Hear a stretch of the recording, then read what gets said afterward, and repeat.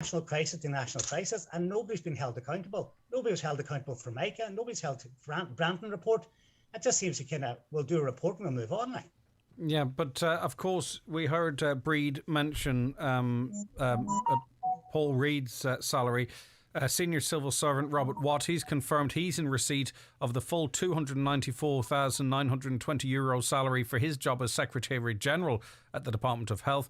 The confirmation comes amid increasing focus on whether or not he was still waiving. Now, he wasn't waiving, he was deferring an €81,000 pay increase he got when he was appointed to the role in April 2021. That was deferred, not waived. Waived means you've given it up.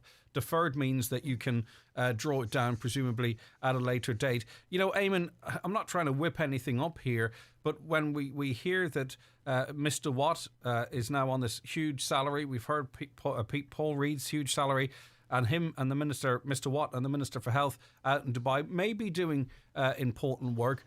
You know, you can understand why people, the public, all of us, I think, are so sort of disgusted by what's going on.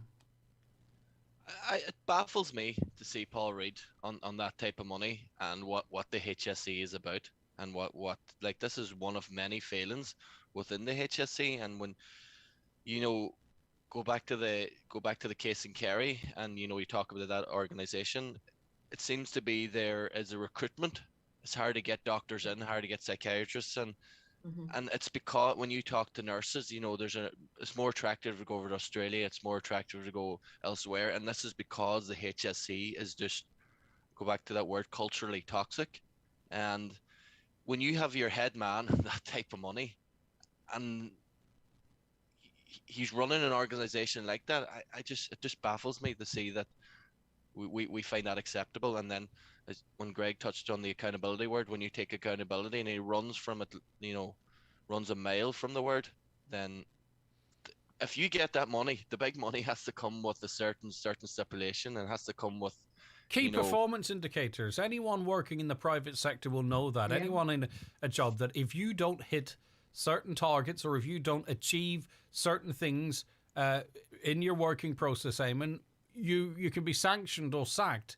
That such a thing doesn't appear to be the case in the HSE. I would like to see how, you know, if the HSE was a private organisation, and how long Paul Reid would be about in terms of what has come before it, and you know what's been coming, and how he would fare on in terms of them KPIs, and would we be hitting?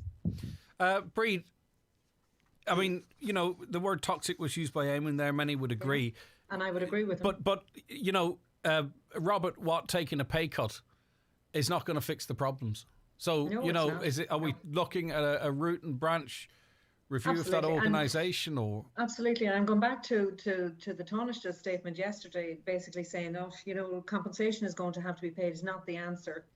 The answer here is governance and oversight, funding for psychiatric services to include psychologists, psychiatrists, mental health professionals, nurses, nursing staff. We need people on the ground. We need to fund and bring, and the issue then, of course, is, well, a lot of, this is what Leo Varadkar would have us believe, that a lot of these professionals don't want to work in the likes of Donegal or Kerry, that they want to be in Dublin, they want to be in Galway, they want to be in the bigger, we need root and branch. And Eamon is quite right. It's a toxic. The first time I was ever on your show, Greg, we were talking last May about the Department of Health issues with regards to autism.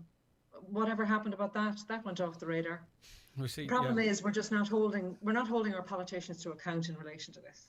We need to impress upon them that this was not anything other than governance and oversight, overworking, underpaid staff, boots on the ground. We need more doctors, we need more nurses, we need more mental health staff. Yeah, and finally on this, before we move on to our next topic, Leonard, you know, like I'm angry. A lot of people listening to this are angry and frustrated.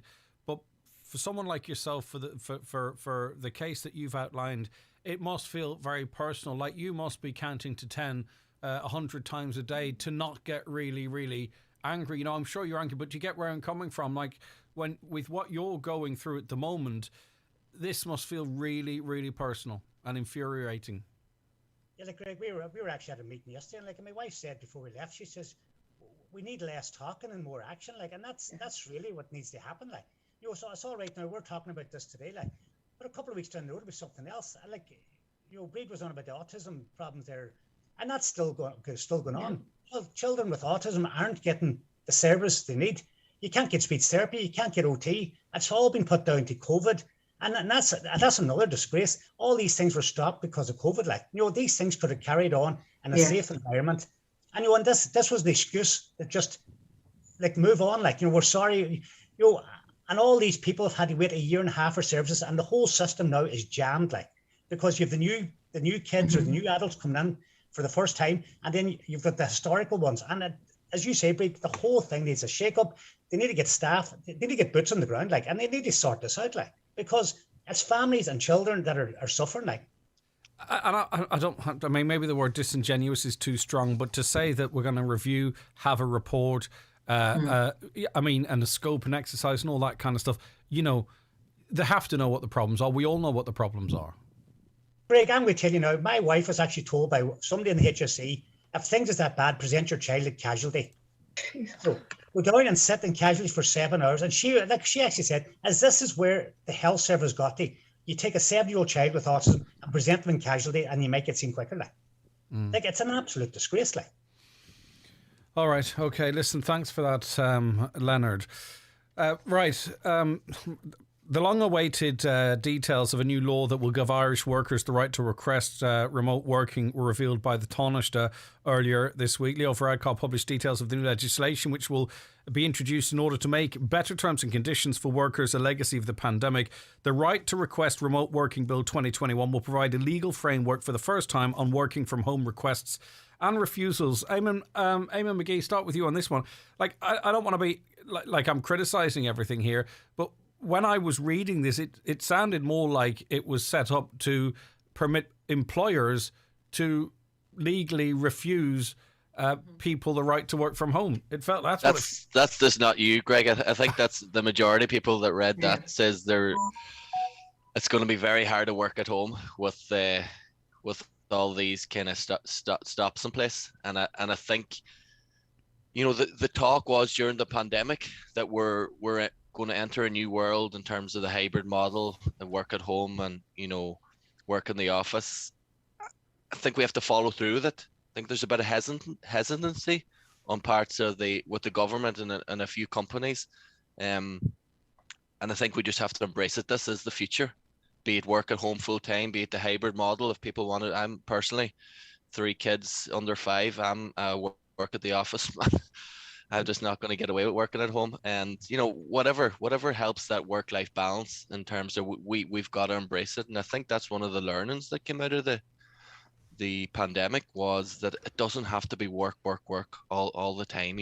We can have that model where it's we work hard and we have that family balance. And if the productivity is there and there are ways to measure that, well, no one loses then. Exactly. Go back to the KPI thing. If everybody's setting their KPIs, be you sitting in the house or in the office or in a hybrid model, then there should be no arguments, and just let's embrace the future here. Yeah, but Brid, I mean, for any businesses that don't want their staff working from home for whatever reason, I mean, there are a ton of reasons, 13 of them in fact, that pretty much cover absolutely everything. Yeah, absolutely. I mean, I've looked at the legislation as well. It seems to be very impractical, very pro-employer. There's a huge wide latitude to refuse a request to work. It seems to me that it's almost a populist ploy by Leo Varadkar and the government to, lead us into this false sense of security that they're actually listening to us. I don't believe they are. Look, there are sectors where physical attendance is necessary. You're not going to ask a plumber to sit at home and try and fix a plumbing issue in the house. You're not going to ask a bricklayer to, build a wall for you from his home office. The practical emphasis is that businesses need to make money, and sometimes some of their employees have to be on site to make money for businesses who will then employ them. I have to say, I actually dislike the whole idea of bringing work home. For me, home is where I relax, where I enjoy myself, where I have a life. whereas work is where I go, where I get stressed, and where I have to sit at a desk and, you know, be there physically when people need to see me, or where I have to go to court. And for me personally, maybe I'm just a dinosaur when it comes to this, or maybe it's just the type of work that I do. But for me, I think, and for a lot of people like me, it's actually respite. Maybe it's respite for Eamon with 3 kids to actually leave the house and go to work. I know I have a secretary with 4 kids, and she says that coming to work is absolutely fantastic. And she was gutted when she felt that she had to work from home because she wasn't going to be able to. Yeah, for some, for me, I think I would feel absolutely. like I think I would struggle to sort of work out if I was living at work or working from home. Do you know that sort of way? I think I would. But yeah, where do you have the switch off button there? Absolutely, yeah. For me, switching off is getting into the car and going home. All right, but and then again, Leonard, you know, you're a significant employer in Letterkenny. I mean, if people were, it's not. I don't think this is an unfair question because I don't think I'm putting you in a position here. But you know, it'd be very difficult for you to accommodate the likes of your staff in the industry you work in the area you work in, to work from home, presumably. Yeah, I think we're probably in the bricklayer, the plumbers kind of section. Like, it's just, you know, we have this, that personal, you know, personal touch is kind of you're face to face with your customer. But you know what, I actually think there's probably an opportunity too, that blended as Eamon's on about. Like, you're looking at bringing maybe people back to rural areas to live. Like, I know a lot of people now in Letterkenny who are back living in Letterkenny, but they're working for companies in Dublin. But also the other side, I would agree with the other two, that some people need to go into the workplace. You know, you've got maybe people who are living on their own, and this isn't really like their social, you know, they're going to meet other people. It's just conversation. It's just, you know, it's actually physically seeing people, like. And then the other side, it's kind of, it's differentiation between your workplace and your home life. And that's good, but we were hoping, I think a lot of people were hoping, though, that then we were going to introduce something that strikes the balance, that is fair for employers and employees. This seems a little bit skewed in favour of the employer. That's really, you know, I mean, it's about choice. It's about what is good for the employer, employee. I think if it works good for both, then that's fine. If it doesn't, well, you know, I mean, there's a lot of people listening in who work in retail. In the most, you know, most of the people in Donegal, this is irrelevant to, because we work in, you know, service industries, retail. Absolutely. You know, I wonder, Greg, do we need legislation at all in relation to it? I mean, the employer-employee relationship should be such that if I want to work from home 2 days a week, I approach my employer and I say, look, this is good for you, this is good for me. I mean, that's employer-employee relations. Do we need a bill? It feels like to a spanner. regulate? It feels like a spanner in the works. Absolutely. To me, it seems like populism. It seems like Leo Varadkar is saying, well, there's a call for this. Let's show people that we're actually listening to them and dealing with it. Whereas in effect, good employer-employee relations already provide for this. We don't need legislation, and we certainly don't need legislation that's skewed towards one side more than the other. Do you agree, Eamon, that we don't need legislation? Because I think you work in sort of an area that you know that you'd see more of this, perhaps. I think I get Bridget's point, but I don't necessarily think that relationship is there. And you know, it can be where there's a lot of onus on the employer, you know, to be in, and I think that maybe should be taken away. But you know, that's where we strive towards. That's where we strive towards, to create that relationship. But I don't think it's always there. You know, I know a friend of mine, Louise, who does a work to, you know, drops the kids, drives an hour to work, does her days out, drives an hour back. You know, do we need that in the life? And you know, if she was to sit down with her employer and explain that situation, you know, most employers are going to say, yeah, fire away. The work at home model is far better for you. But it's the opportunity to talk to them isn't always there, you know. Yeah, I'm not sure in the likes of Letterkenny, Leonard, if we'd see a net increase in traffic. You know, people that would probably be working in Dublin, working remotely from in and around Letterkenny, or could we see less people milling around for lunches and coffees in Letterkenny if this was widely adopted? Have you spoken to any of your colleagues? Are they concerned that it could sort of change the face of a town like Letterkenny if more people were working from home and not milling around, say, at lunchtime? Letterkenny is probably, you know, there is still a lot of people who live within the general area of Letterkenny who still come and do their shopping, I think. So I don't think it's a big issue for Letterkenny. You know, yes, your coffee shops, your restaurants, or ourselves as retailers, you all love to see footfall.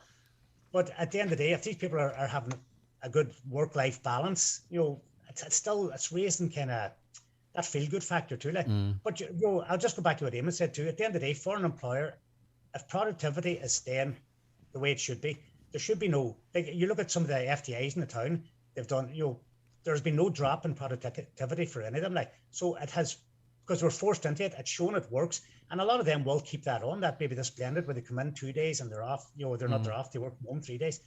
And if it works, look at the money they're saving actually in electricity and, and building space and all that there. So there's a balance to be struck there. I don't actually think we need legislation for it. Like. But Brid, finally, on this issue, it widens the gap though, doesn't it? It widens the gap for a lot of people perhaps on the lower incomes. This is irrelevant to. They probably struggle to get, their proper time off, proper shifts and all this type of stuff. So even if this problem were fixed and it satisfies those it's relevant to, it actually just widens the gap more between the conditions of some workers in this country. So really, should we be tinkering around the edges? Should the government not have looked at everything and seen how we can improve people's lives? Absolutely. And this is what I'm saying, harking back to again, it's too populist, this idea of bringing in something. The enforcement procedures as set out in the bill are toothless. It's just too impractical. And again, it's just giving the employer an edge on the employee. I don't think this bill is going to work. I think it's just going to be another point on Leo Varadkar's agenda to show that he's listening. You're not a big fan of Leo I'm not a great Varadkar, fan, Brid. Unfortunately. No, well, I'm not. I'm not a great fan of anybody who just, tries to paper over the cracks. I just want somebody to do something. I don't want to talk about it. I just want it done. All right, okay. That was the voice there of Brid Curran, a solicitor. You're also hearing from businessman and Letterkenny Chamber member Leonard Watson and Eamon Mc Gee, of course, a footballer and a columnist and all that. Back after these. The 9 till noon show is brought to you by Letterkenny Credit Union. Download our new app today to apply and draw down your loan wherever you are. Ireland's biggest ever tribute weekend is coming back to Donegal. Tribbash 2022 is taking place at the Clanry Hotel, Letterkenny on the 11th and 12th of February. The nation's leading tribute acts take to the stage with a fantastic award-winning Johnny Cash and June Carter tribute show, Cash Returns. The amazing Jim the King Brown as Elvis, the one and only ABBA tribute, the Bjorn Identity, and the show-stopping Queen tribute. Limited tickets available now at the hotel reception and online at eventbrite.ie. Tribbash 2022 at the Clanry Hotel, Letterkenny. Your ideal Valentine's weekend. Brian McCormick's Sports and Leisure Letterkenny. Further reductions in the big winter sale with up to 50% off. Women's jackets, hoodies and leggings, reduced to clear. Men's hoodies and jackets, Adidas and Under Armour, reduced to clear.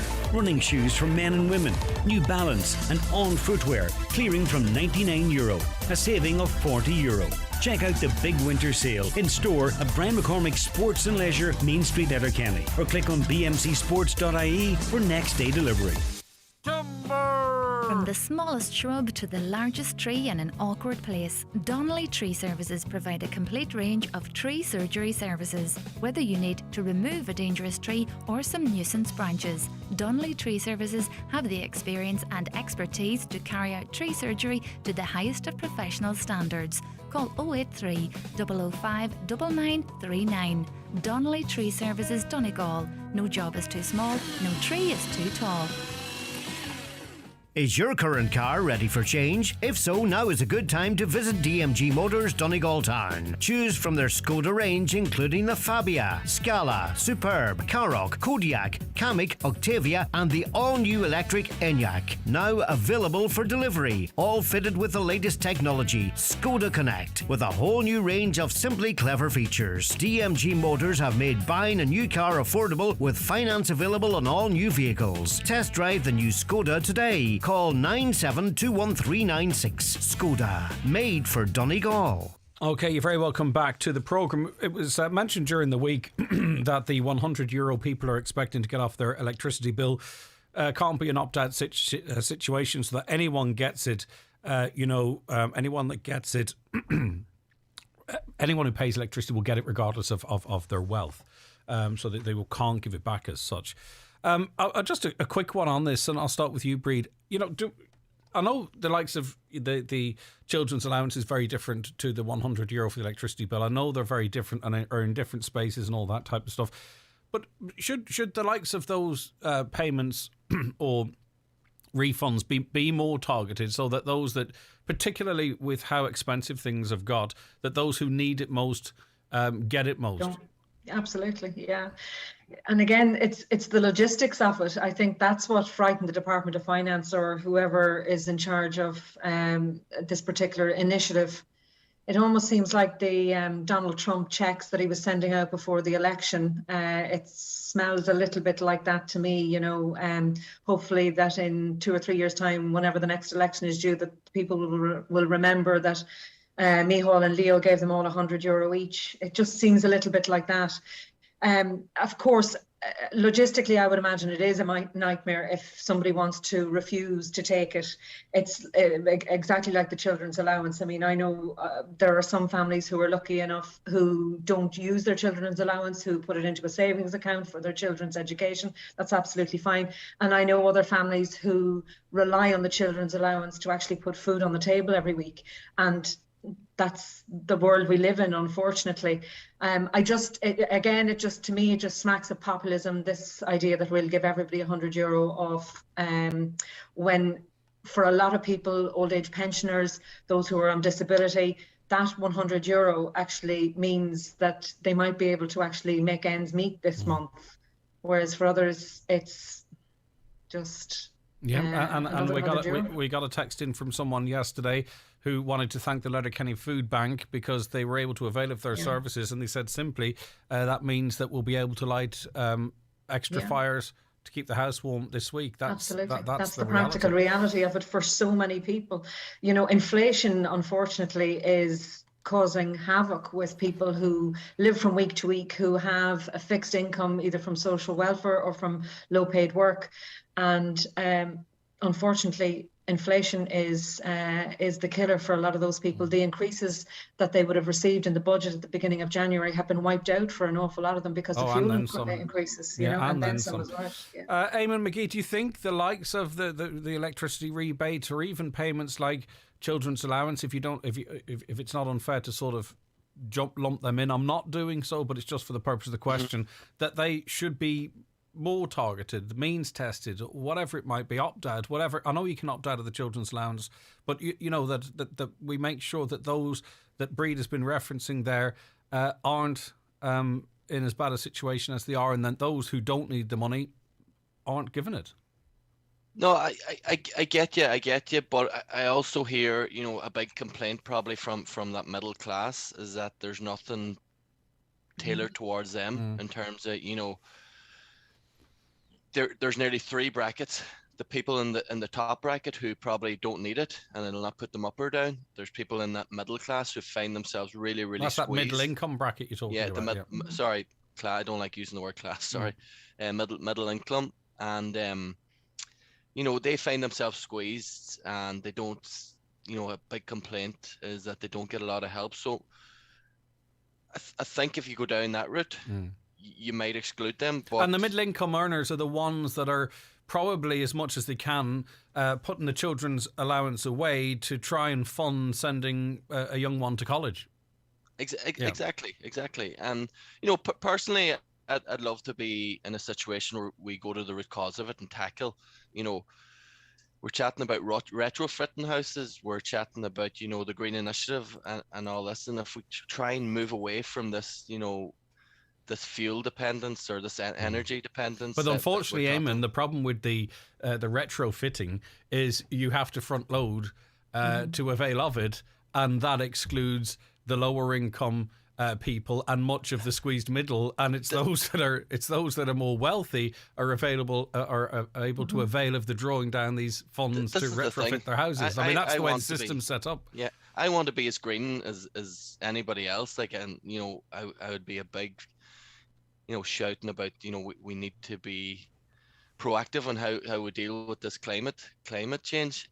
But a lot of the initiatives, I'm just simply priced out of it. You know, the electric car, you know, retrofitting the house, and I think that's where we need to be looking at putting whatever money. And you're being taxed out of your car, but you don't have the option to jump onto a bus.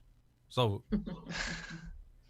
That's another debate for another day. But Greg, exactly. You're 100% right. We are. But if you're in Dublin, you can say, right, could it be the Lewis? Could it be the?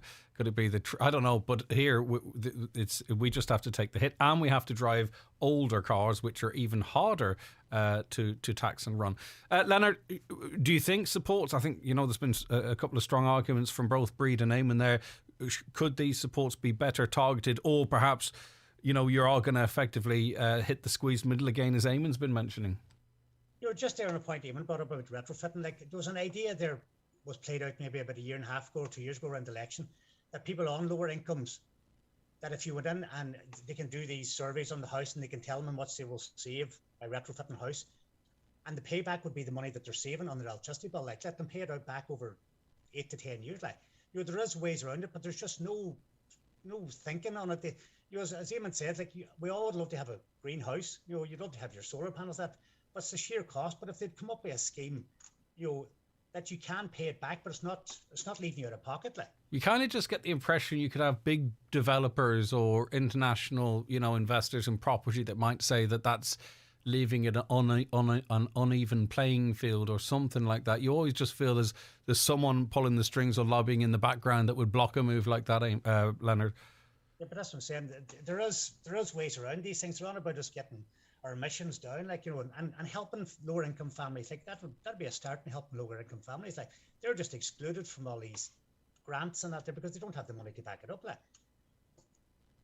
Okay, and another thing too, even when you are taxing your car, if you have to tax it every 3 months, because A, maybe you don't know if it'll be running in 6 months or a year, or B, because you can't afford to, the government actually charges you a premium for paying it in installments. The actual government, it's not Liberty Insurance or anything, it's the government charges you a premium for paying your tax every 3 months. It's crazy, Brid, isn't it, when you think about some of the stuff that goes on? It costs more to be poor in this country. Yeah, okay. Right, we're going to be talking about Ukraine, Russia, our diplomatic fishermen, and what have you after this break. Stay right where you are. The 9 till noon show with Letterkenny Credit Union. Multiple loan payments causing you stress? Why not talk to Letterkenny Credit Union today about a debt consolidation loan? For reliable, efficient and affordable home heating technologies, including the award-winning Vortex condensing boiler, highly efficient Arona heat pump and Uflex underfloor heating, look no further than Grant to heat your home now and into the future. Think heating, think Grant. Visit grant.eu. Do you suffer from heartburn or abdominal pain? Do you experience frequent constipation or diarrhea? If you need or are waiting for an endoscopy consultation, then why not come see us at Kingsbridge Private Hospital Sligo, where we provide excellence in private healthcare. We are approved by all private health insurers and our specialised consultants are ready to see you. Avoid long journeys and longer waiting lists. Visit kingsbridgeprivatehospital.ie for more information. Because life matters.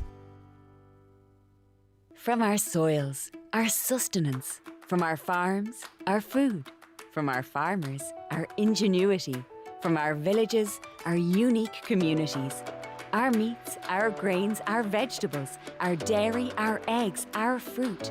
There is a little piece of Ireland in everything we produce. An Agri-Aware and Irish Farmers Association initiative promoting environmental, economic and social sustainability. Learn more at sustainingireland.ie. Your specialty is quality tiles, bathroom suites and wooden floors. Who is the best range of tiles in Donegal? Crawford Tiles. The best wood flooring? Crawford Tiles. The best bathroom suites? Crawford Tiles. 5-day bathroom refits? Crawford Tiles. And who's been tampering with my questions? That'll be me. Crawford Tiles, Castlefin. That'll be them. 07491 43942. Restix Beds and Furniture, Ballyreen, Letterkenny, supplying only the finest quality luxurious Irish-made beds and mattresses since 1975. There's free delivery and assembly throughout the Northwest. Restix Beds and Furniture, the name you can trust. Call in and see their large range of beds and mattresses in their showroom at Ballyreen, Letterkenny. The National Football League gets underway for Donegal this Sunday when they take on Mayo in a Division 1 game to be played at Markievicz Park in Sligo. Oisin Kelly and Martin McHugh will have the build-up and full live match commentary from 1:30 this Sunday afternoon. Highlands coverage of Donegal in the National Football League is brought to you by Highland Motors Letterkenny, your main Renault and Dacia dealer in Donegal, with the iconic Dacia Duster, the family SUV for all your adventures. Available in diesel and petrol from just €189 per month. Order yours today. Lending terms and conditions apply. See Renault.ie. Okay, Irish fishermen who plan to disrupt Russian war games in lucrative fishing grounds off the Irish coast next week have held a very, very positive meeting with the Russian ambassador to Ireland. Emerging from the 50-minute talks in Dublin, fishing representatives said that a buffer zone will now be used for the 5-day missile drills. While the operational details still need final approval from Moscow, it's understood from sources that the buffer zone will be flexible and will keep 60 to 80 kilometres between Russian and Irish vessels. Now, I can't really quite get my head around this because I'm not sure if fishermen have agreed to stay 60 to 80 kilometres away from the Russians or they've moved their fleet 60 to 80 kilometres away from the fishing grounds. But US President Joe Biden, further to this story, has warned there is a distinct possibility Russia might invade Ukraine next month. Russia, meanwhile, says it sees very little ground for optimism in resolving the crisis after the US rejected Russia's main demand. The build-up of tens of thousands of Russian troops on Ukraine's border in recent weeks has stoked fear of an invasion. Russia denies, though, it is planning attack. It's done that before. I mean, you know, there's two here. I think the whole situation with the Russian actions, the potential invasion of Ukraine will have serious ramifications for all of us. And of course, there is this sort of side story of these war games off the southwest coast. I'll start with you, Brid, Curran. I mean, as it relates to the fishermen seem to know more about what the Russians intend to do than the Irish government currently. Well, they're from Cork and Kerry. Those lads know everything. And Donegal, Brendan Byrne from Kilcar. Yes, Brendan Byrne. Yes, very, very in at those effective. meetings. Yeah. It reminded me when I was watching them on the television last night at that line from the film Jaws, we're going to need some bigger boats. But all joking aside, I'm in my 50s. I remember in the Abbey Vocational School in the 80s when I was doing my junior cert and leaving cert, talking about Reagan and Chernyshenko and two tribes going to war. And I was kind of hoping that maybe something might happen. I might get off a maths test or something, then hoping something wouldn't happen because I might miss a school tour or something. This is Cold War politics all over again. It's like two lads, you know, calling each other out for a fight behind the bicycle shed, Biden and Putin. There's a certain amount of, having lived with the Cold War in the 80s, that there's a bit of hysteria about naval exercises off the southwest coast. And then there's part of me that's thinking, well, actually, Putin is mad enough to actually invade and call Biden out on this. He's calling Biden out in a very, very strange time in both European and American politics. Biden is probably seen as being ineffective. Putin's probably chancing his arm and flexing his muscles and seeing just how ineffective Biden will be. We're with Boris in number 10, completely ineffective, change of leadership in Germany. It's all a bit scary sometimes, but then there's another part of me that thinks that this is just hysteria. Remember, NATO came within 32 kilometres of Malin Head last year. There was no fuss about that. The Russians are coming within 240 kilometres from the southwest coast, and you know it's making the front page of every major newspaper. Was there anything about the coverage yesterday of Irish fishermen going in and you know having a bit of crack with the Russian ambassador? Yeah. And was there anything? I'd say Putin's sitting in the Kremlin wondering who these guys are. Yeah, but given the fact that I would say there's an awful lot of Ukrainians that think this is incredibly serious and incredibly worrying. Yes. Was there anything a little bit icky about how yesterday went down? I don't know. Does that make any sense? Yeah, no, I get where you're coming from. Yes, I mean, there was a very funny letter in the Irish Independent this morning about this, saying that, you know, Putin's faced down Biden and NATO, and now he's going to have to deal with, the O'Sheas, the Healy-Raes. Much more challenging. much more challenging. And God forbid Roy Keane. You know, I mean, if Roy Keane got involved, I'd say Putin would be. He's all talk, is he? Come here, Eamon. Is it something that you're worried about? Because, you know, we're concerned about prices and inflation and what have you now. But, you know, if the Russians did go into Ukraine, I don't think there's anyone feels that it could escalate into, you know, that Third World War, the threat which hung over people in the 80s, as Brid was referencing there. But it would have an impact on everyone, and the Chinese would start saying, well, we need to flex our muscles, you know, and they could start making moves around them. Like, it could have quite serious ramifications, Eamon. Yeah, it could surely, Greg, in terms of, you know, I think Putin is just looking, he's switching on Sky News, and he's looking across the water, and he's looking, you know, across the Atlantic, and he sees this, what's going on. He sees weakness, and in terms of stupidity and some of it too. So I'd imagine he's testing the water, but you know, it's something at all, because I had awful anxiety. I remember reading about the Cuban Missile Crisis as a young kid, like I just tortured myself, and awful anxiety when I seen, you know, the likes of America or Russia, you know. You were one of those too. Okay, right, yeah. I found out that it's not just me. A lot of young people torture themselves like that there, and you know, I get nervous when I see them snapping, because I know if something did go wrong, or like, because if you read up, we've come so close to nuclear war on silly things, and when we are, you know, button heads, when Russia and America are button heads, it just makes me a wee bit uncomfortable.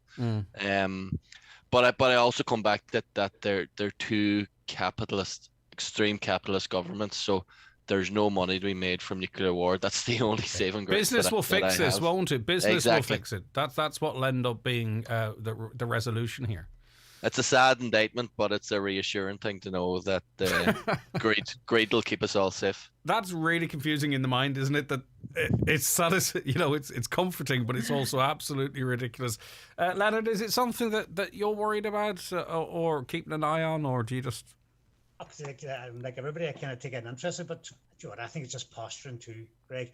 You sometimes wonder what's going on actually in the Russian economy, or that is this like a deflection of maybe bad things happen at home, that he can say that he's getting a handle on this, you know, and it takes people's focus off. Well, if that's the motivation, I'm surprised Boris Johnson hasn't put the entire British Navy along the coast of France. If he's one of these boys, maybe he's hoping something will happen. Like, no. But no, I think it's like everybody else. I think it's a lot of posturing, and they'll sort it out, and it'll go away for another couple of years, and that'll be it. Well, let's hope so. Listen, Leonard, excitement obviously in your town as it relates to the St. Patrick's Day parade's back again. Yes, Greg, Joe, and probably a lot of towns out there, with the lifting of restrictions, and you know, we're starting to see a bit of a dawn of a new era, hopefully. We had meetings there in the last week or so, and we're going ahead with our St. Patrick's Day parade. So we're just putting the call out now to any town bands and, you know, any community groups. We're even chatting about, you have the New Irish now that are about, maybe they'd like to come part of the parade and show off their cultures, sports groups, volunteers, floats. But it's just to make it it's been a couple of years now since we had a St. Patrick's Day parade, so it's just maybe put a bit of life back in the community, like, you know, get people out and get them smiling, and kids, you know, especially kids, like, you know, there's some kids that never seen a St. Patrick's Day parade, you know, and people laugh about tractors not going down the street, but we're trying to entertain children, so sometimes, you know, kids seeing a tractor is a great thing too. So we just asked anybody who would like to get involved, and even in every other town, like, anybody's having a parade, get involved in your local community, like, and let's try and get life back to a better normality, like. All right, I agree. We'll be chatting to you in more detail on that in the future. Eamon Mc Gee, thank you very much indeed for joining us. Cheers. Great to have you as always. Thank you, don't leave it so long next time, hopefully. The same to you, Brid. Always a pleasure. Not for Leo Varadkar, but for the rest of us. We appreciate that greatly. Poor Leo. I know. Give the man a break. And also, Leonard, last but not least, have a great one. Thanks, Leonard. Thanks so much. All right, and the best luck with everything, Leonard, as well, of course. Thank you. A lot of the stories we were talking about, or the one particular story, it's very personal, and we hope that gets resolved as soon as is possible for you. Thank you so much indeed. All right, it is the 9 till noon show. We'll be back with more after the news and obituary notices. The 9 till noon show is brought to you by Letterkenny Credit Union. Download our new app today to apply and draw down your loan wherever you are. Beat the cost of Brexit and no customs charges. Do you need a UK address? For your limited company or personal use, Space Hub in Derry can provide you with your own virtual office or mailbox. Have your post and parcels delivered to Space Hub and collect at your convenience. Also brand new 20-foot shipping containers now in stock. Ideal for all your storage needs at our Springtown and Coolmore depots. Find us on Facebook or spacehubderry.com or call 04871 878077 for details. It's that time of year again. Long evenings, low temperatures and slippery roads. So for your free tyre check, call Donegal Tyres. They have all you need in stock. Winter or all-season tyres, or especially for wet Irish conditions, the latest generation Uniroyal, the rain tyre. Experience the difference. Call Donegal Tyres, Donegal Town. Phone 97 21482 or see donegaltyres.com. The huge January sale is now on at Watson Menswear in Letterkenny, with up to 50% off all stock. Top names like Sixth Sense, Andre, Mismatch, Wrangler, all reduced. Also, Rimasumo, Superdry, Penguin and Tommy Bow. Great savings on casual jackets, jeans, shirts and more. That's up to 50% off right now at Watson Menswear, Main Street, Letterkenny, and online at watsonmenswear.com. Ar bhaile láitse an ghéalaige a churthunkin. Takeíonn forras na Gaeilge le pobl, daoine, grúpaí agus agriartaí chun an ghéalaige a churthunkin ar fud Uillinn na hÉireann. If you would like to promote more Irish in your community or business, to organise summer camps, festivals or youth projects through Irish and much more, there's support and funding available through Forras na Gaeilge. Find out more on forrasnagaeilge.ie. Isi ar janga hain. New this week in Home Store and More. All fitness is half price. But better hurry, because when all our half price fitness is gone, it's gone. Also, all rugs and all fireside accessories are still half price. But when all our half price rugs and all our half price fireside accessories are gone, they're definitely gone. Order online before 2 p.m. for next day delivery, or drop by your local Home Store and More. Home Store and More. A happy home. Live, on air, online and on the Highland Radio app. This is Highland Radio News. It's 10 o'clock. Good morning. I'm Catherine Gaffney. The HSE Chief Executive says child and adolescent mental health services are providing a good level of care for those who need it. A review published this week found 46 children were significantly harmed after being prescribed inappropriate medication by a junior doctor in the CAM service in South Kerry. The government's indicated those involved will be compensated. However, it's expected to also lead to a series of medical negligence cases. But HSE CEO Paul Reid says while what happened is wrong, it doesn't mean the public can't have faith in CAMs. I don't undermine at all what happened in this case. It was wrong by any assessment. But I do want to assure the public what is in place are a whole suite of supports, not just in CAMS, which is for a really smaller percentage of people who are suffering with mental illness, but a whole range of supports in the community are there, and we want to make sure they're strong and continue to grow. Well, it's been claimed that families in Donegal are finding it incredibly difficult to get an appointment with CAMS. Local businessman Leonard Watson, who has a child with complex needs, has been sharing his personal experience with the service on today's 9 till noon show. It's understood that it took CAMS 7 months to contact the Watson family to say they're on a waiting list for an appointment. They've been waiting for over a year now. Mr. Watson says it's a huge problem in Donegal and has branded the current system as disgraceful. This is a 7-year-old child here who's got complex needs and that, and they tell you it's not an emergency, you're waiting over a year, it's disgraceful. It's just the whole system needs a full review, but it's not just us. This is hundreds of families around Donegal. This is a wider problem in Donegal, and I'm sure other counties too are having similar or different problems. They'll tell you there is no psychiatrist or that staff that there, but sometimes you just feel that you're banging your head off a brick wall. Some patients have been waiting over 4 years for a hospital procedure, according to a leading HSE official. The target is for outpatient lists be down to 18 months by December and a year for inpatient procedures. Just under 700,000 people are waiting for one of these consultations at the moment. Tony Canavan, the chief executive of the Sale to Hospital group, which covers Donegal, says the targets will be difficult to achieve. There are patients on our waiting list that are waiting in excess of 4 years currently, and the numbers of those patients has increased, as I say, during the COVID period. The majority of patients on waiting lists are within a 2-year time frame, the vast majority, but there are patients that are waiting up to 3 and even 4 years for appointments and treatments.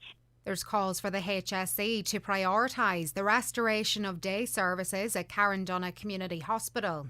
The service was withdrawn almost 2 years ago, and it was confirmed in November last year that the HSE property management team were tasked with finding a suitable alternative facility in Carrandonna. Councillor Albert Doherty, who is a member of the Regional Health Forum West, is now, in response to a lack of progress by the HSE, appealing for assistance from the community to enable the sourcing of a suitable and appropriate facility. On Tuesday of this week, the HSE property management team again said that finding a suitable alternative facility in the Carrandonna area was proving daunting. So I'm making an appeal today again that if there's somebody out there that believes their facility is a suitable facility that will allow and enable us to come back sooner rather than later, then please get in contact with myself or with HSE. And a mass to mark the 50th anniversary of one of the darkest days of the Troubles is taking place in Derry this evening. 13 people were shot dead by British soldiers at a civil rights march on the 30th of January 1972. Bloody Sunday took place in the Bogside area of Derry, and no one's ever been convicted.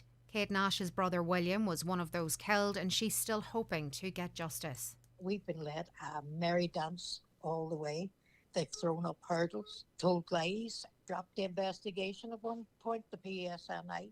But we've had to go through all of that, so we're still working very hard on it.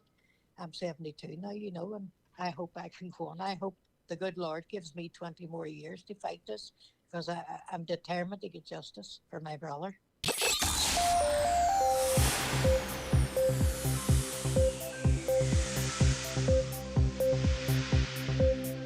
Weather now, a cloudy start with patchy rain and drizzle, which will linger into the afternoon and evening. Mild though, with temperatures of 9 to 11 degrees. We're back with the headlines at 11 o'clock. Until then, good morning.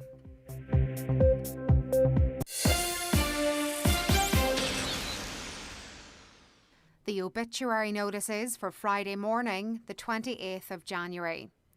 The death has taken place of Danny McBride, Broad Road, Killinure, Convoy. His remains will repose at his late residence from 6 o'clock this evening. Funeral leaving from there on Sunday afternoon at 1:15 for 2 o'clock funeral mass in St Mary's Church Convoy, followed by interment in the new cemetery. The house is private to family and close friends only, please. Family flowers only, donations in lieu if desired, to the oncology, haematology and ICU units, Letterkenny University Hospital, care of any family member, or Terence McClintock, funeral director. The death has occurred of Mary O'Donnell, née Doherty, 3 Glenner Park, Letterkenny, and formerly of Meenaneary, Carrick. Reposing at her late residence. Family and friends welcome.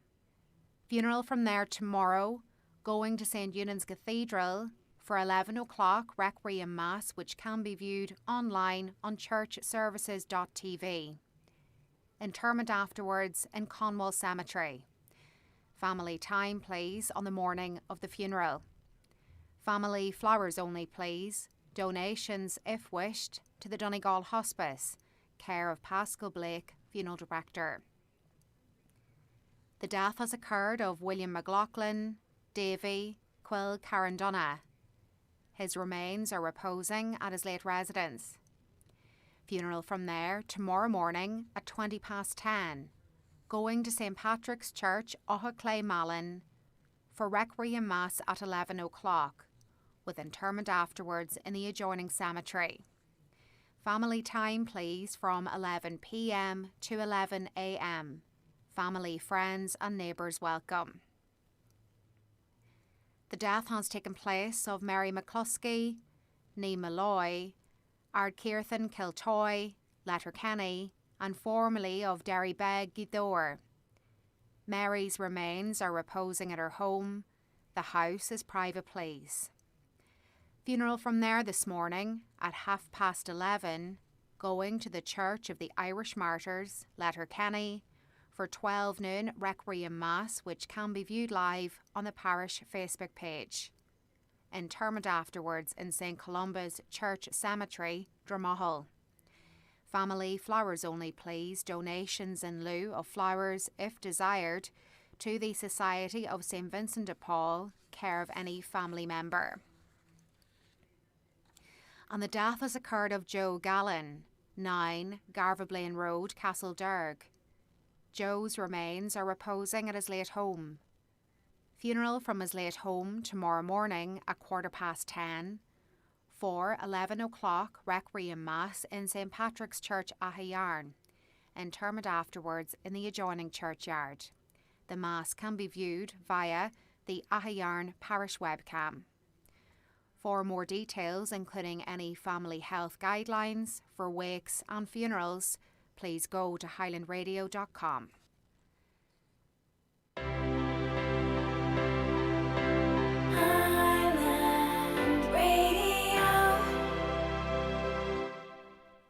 Oh, porridge or apple or porridge. Get the porridge. Hello, Kelly Harrington. Are you in my head? I'm just saying, if I were you, I'd go for the porridge. It's a great source of fibre and energy, plus it'll keep you fuller for longer. How did you get it? Trust me, it's a better choice. Okay, yeah, you're right. Good woman yourself. Be like Kelly. Discover better choices under the tree at Spar. While I have you, should I text my ex happy birthday? Absolutely not.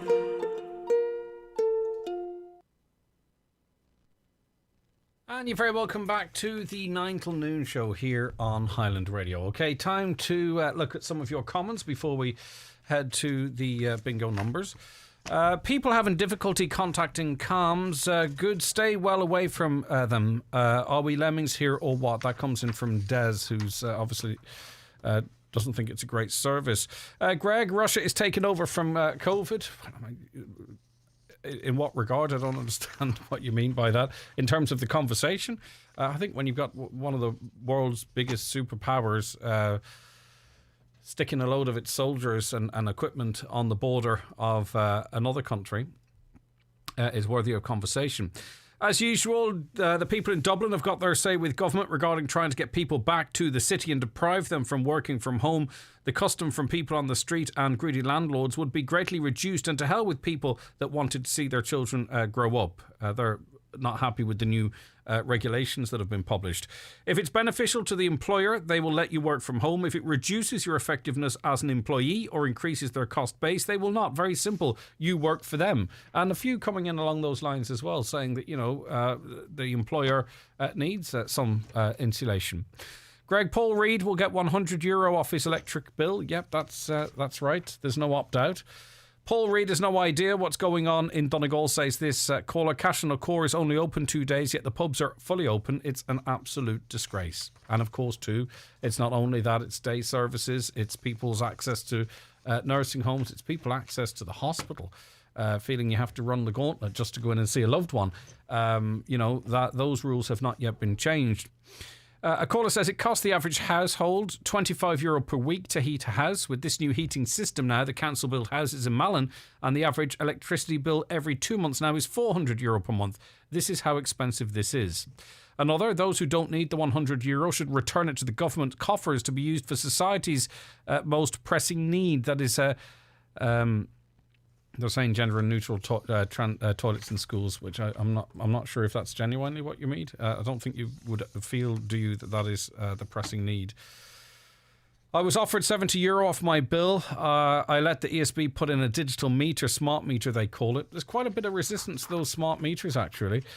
Be careful what you wish for by wanting to work from home, because if big companies reorganise themselves for their staff to work remotely, then it's only a short step from them to outsource it even further to the likes of India and China in order to make further savings on salaries and the likes. Well, that is already happening, thinking on the likes of, customer supports and what have you. A lot of that stuff is already outsourced outside the country. Another caller says this is going on for as long as the HSE and the North Western Health Board all swept under the carpet. No help then, none now either. For me, I'm working with people with mental health disabilities now for over 65 years. That's the point. I was trying to broaden the conversation away from the very important, obviously, situation in South Kerry. But, you know, we can't pretend for a moment that this is just something that's been uncovered because of a whistleblower in South Kerry. I think we know that the problems are more widespread and run deeper. A caller says it's about time the people stop voting for the same parties who have for many years failed the basic needs of the people in terms of housing, health and many other services. For God's sake, give another party a chance, whoever they may be. They can't do any worse, and we need to change, and we didn't need it now. This is just the tip of the iceberg. Many a more scandal to come, they believe. Right, this caller says, what Leonard said is exactly right. I was told by my GP to take my child to the emergency department to get on to CAMS. It's an absolute disgrace, our health system. It just doesn't seem the way it needs to be, does it? Nick on Facebook said, Leonard Watson's 100% right. All mental health appointments are done by phone. COVID is just an excuse now. Someone crying down the phone could just hang up and take their lives. These talks need to be face-to-face and personal experience. I've seen a mental health appointment. Right, okay, listen, thank you for that. It's amazing how the government hoodwinks the opposition into doing its bidding. Leo Varadkar himself suggested to work from home model a year or more ago, but now he has everyone demanding it and still they cannot see it. Yeah, I did spot that as well. But I think, you know, all parties, or most parties, agree that there is a better way of doing things. Hello guys, listening to you this morning. I'm attending a respiratory consultant for the past 6 years. I've only saw her once since COVID started. It is a joke. This is when I need the most during COVID. Where have they disappeared to? Another caller says, why do they not means test the TV licence? I know people who get their TV licence paid for, yet others, such as widows, get nothing. Could you ask the council when are they going to finish the footpath in Buncrana coming into the Cockhill Road? The traffic held up Christmas week then, and now it's just laying there, not finished. Anyone with an update on that, let us know. And finally, just before we take a break, hi Greg, is there any possibility of discussing Revolut? My grandchildren keep telling me to get up to date and start using it. When I asked the bank about it, they advised against it. But then the grandchildren said, of course they wouldn't recommend it because it's taking money from them. Is it safe for someone older like me to use, and how do you get about setting it up? It is perfectly safe. And of course, the banks are concerned. The banks are actually moving into Revolut space. There are others. How do you set it up? Either you or one of your grandchildren, you go on the Revolut website and order the card. And then, I mean, what are the advantages to it? I think if you travel or if you have younger people, they probably want you to be able to transfer money into their Revolut cards, because that's what a lot of adults do with the younger ones. You know, rather than giving them cash, give them the card. You can put money into it. The advantage I see of it, you can put money into it and use the card as you would your regular card. But if you lose it, you don't lose all of your money. There's some insulation there. There are other advantages as well. Not massive, huge advantages, but there are some other advantages too. But it is perfectly safe. There's no doubt about that. All right, good luck if you are playing the bingo today. Here are the numbers. Lots to come on the show. Stay tuned. It's time for Ncbi Bingo on Highland Radio. It's Friday the 28th of January. You're playing on the yellow sheet. The reference number is S20. It's game number 4. The numbers are 80, 31, 9, 35, 90, 34, 85, 87, 7, and finally 15.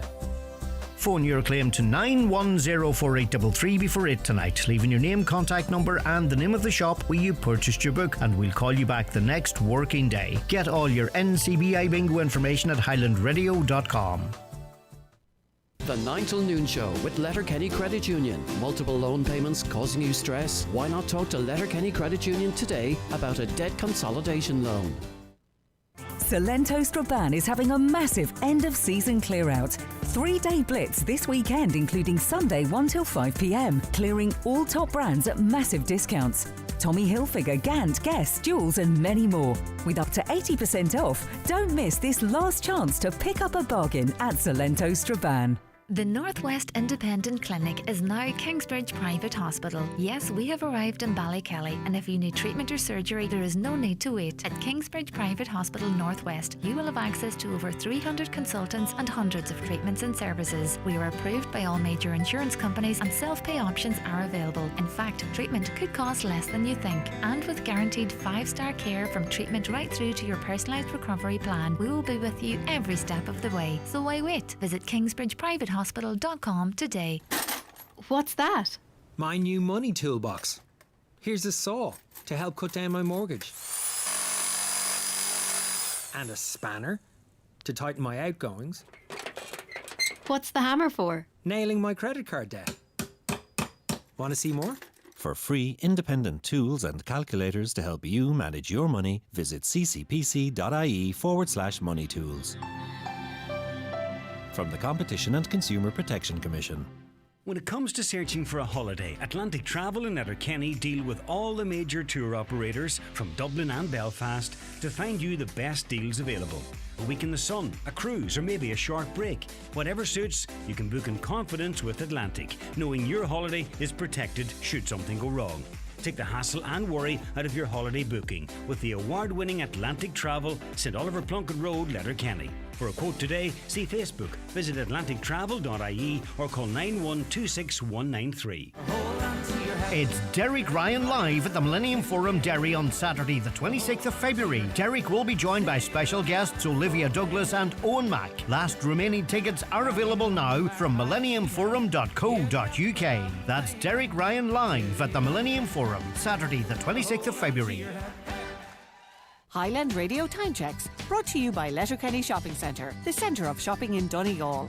Free parking and shopping all under one roof. Letterkenny Shopping Centre, bringing you the time at 10:21, and we welcome Catherine onto the programme. Good morning, Catherine. Morning, Greg. How are you? I'm good. Right, you used to work on site, but now you work from home. Was that because of the pandemic? Yeah. And how has it changed your life? Oh, I love working from home. I think it's fantastic. It saves me an hour drive in the morning and the evening. Less driving, less wear and tear on my car, the cost of fuel has skyrocketed. So it's cheaper for me to actually stay at home at the minute. You were getting an awful lot more bang for your buck, weren't you? Because, you know, that 2 hours saved in terms of the commute, but also obviously less outgoings, you know, so your salary was worth much more to you. Plus, did you find it affected your productivity one way or other, Catherine? My productivity actually increased, Greg. I got an awful lot more done because I wasn't distracted by people coming and going in the office. I find my productivity, I just go in, sit in the office. I have a room set up as an office, so I just go in and sit in there, you know, for the day, keep the door closed, you know, go out when I need lunch breaks or whatever if I need to help out doing anything. And my productivity has gone up. Would the company accept that, or has that that's just what you believe? Oh, I would imagine now. I did talk to my supervisor about this, and he did say that he would recommend, should they bring it forcing you back into the office, that he would recommend that I would be allowed to work from home because my productivity, my quality, everything is perfect. So he doesn't see a reason why I wouldn't be allowed. But you do fear, especially now that we've got to return to the workplace, do you think you'll be called back to the office? I do fear that. I know before, whenever we thought we had to go back, and they had told me that if I wanted to get a letter from the doctor, you know, excusing me from going back to the office for now, the numbers were still quite high at that stage. I do have health problems as well. That I could produce the letter and I would be allowed to stay home, but my doctor was only giving letters for immune diseases, cancers and stuff like that. Plus, that would only probably defer the inevitable anyway. Absolutely, yeah. So, how does it make you feel? I mean, obviously there's the financial element of it, there's the lifestyle element of it. Like, are you anxious about going back to the workplace? What's your emotions? I would be quite anxious about going back to the workplace. I just know I'm more productive at home. It suits me better. Saves on the driving. I use the travel time now, and I actually work overtime because we're very busy at the minute. So I use the time that I would have spent travelling, and I work overtime. I wouldn't be able to do that whenever I go back to the office. Obviously, you'd be getting home later, and your family life, dinners, all that stuff. So that wouldn't be feasible for me to do this, if I was back in the office. So what are you going to do? Do you think, I don't know if you looked through the legislation, it hasn't been passed yet, but it's been published. I mean, there's 13 reasons why your employer can effectively say, we want you back in the office.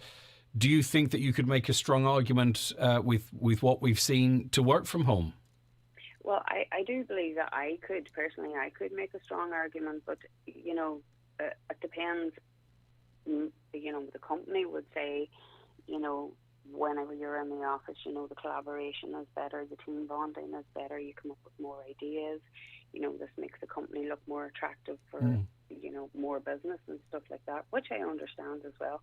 But, from my perspective, it just would be, so much easier for me to work from home, yeah.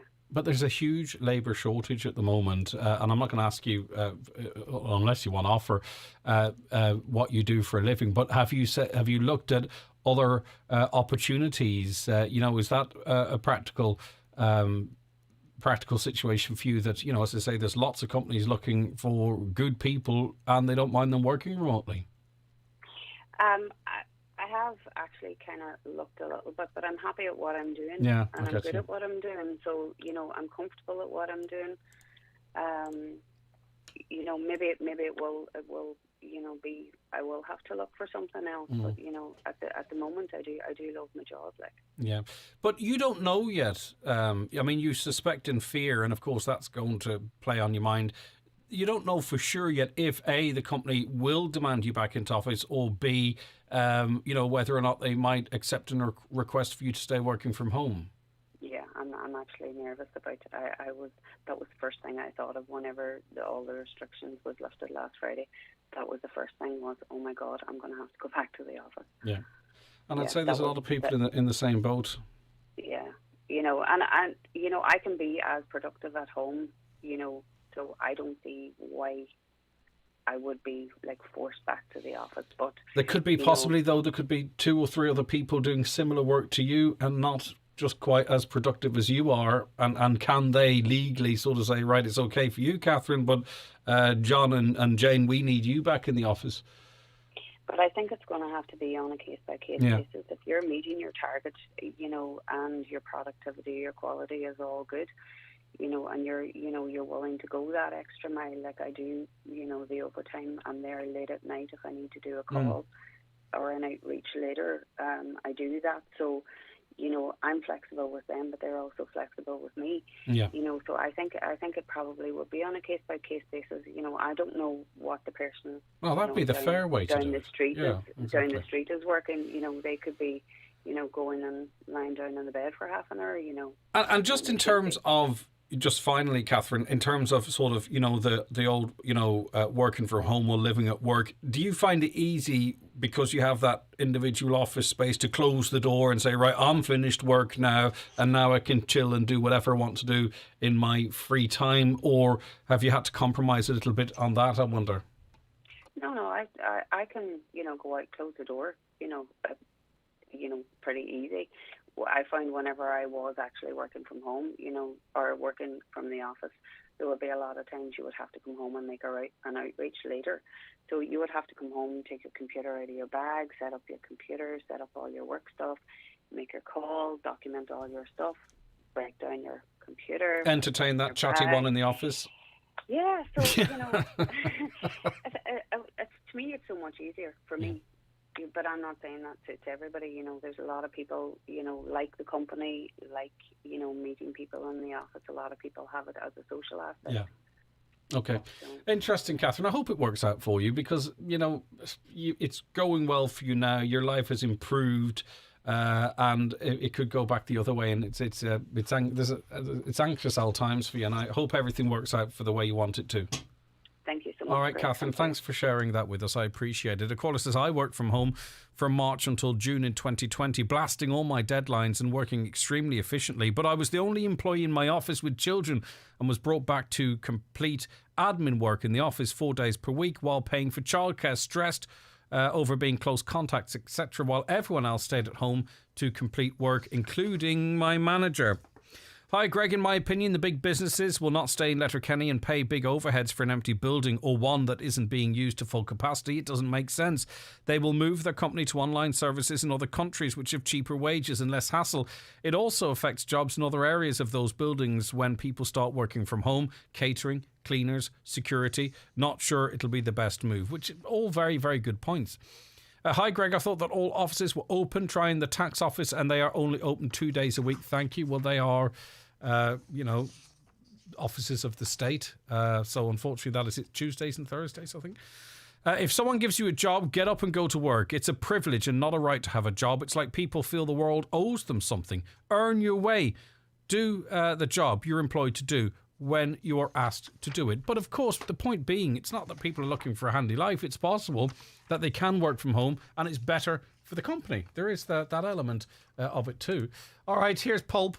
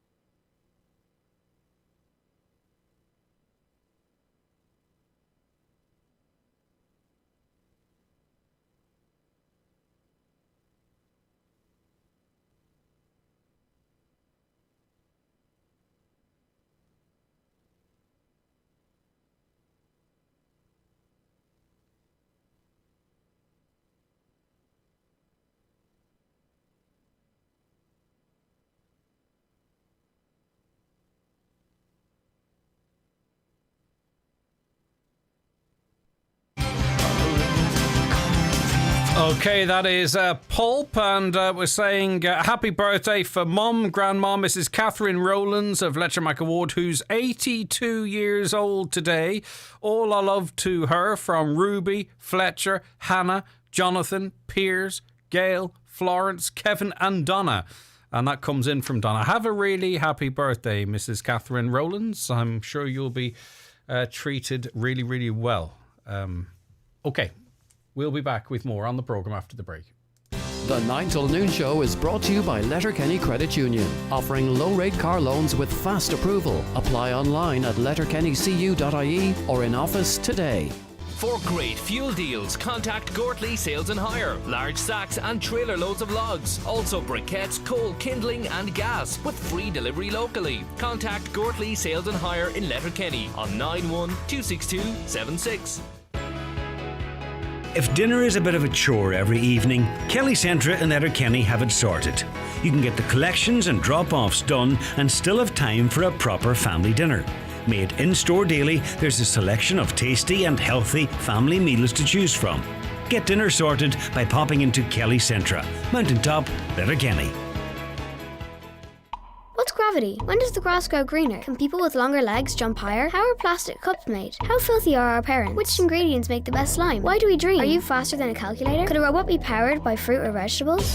When children ask why, who knows what will happen? ESB Science Blast, delivered by the RDS, empowers students from 3rd to 6th class to discover the wonder of science by investigating simple questions, wherever their classroom is. To find out more, visit esbscienceblast.com. Store and Go Springtown Dairy, the north of Ireland's only temperature-controlled smart access individually sized storage units. Store and Go offers storage for personal storage, house moves and renovations, business storage for excess stock or filing systems. Once signed up, you can access 24 hours a day through an app on your phone, gaining access through 4 levels of security to your most precious possessions. Call Store and Go Springtown Dairy on 02871 278 900 to discuss your needs and get bespoke advice, or get a free quote at storeandgo.net. On this week's Business Matters, I'll be speaking to Dennis Ferry, owner of Ferry's Garage, and Leslie O'Donnell, owner of O'Donnell Crash Repairs, whose units are located at Lisnenin in Letterkenny.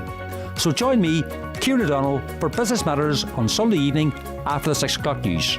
The Business Matters podcast is also available to download at highlandradio.com. Business Matters in association with Letterkenny IT's Faculty of Business. Applications are now open for the highly regarded Masters in Leadership and Innovation in the public sector.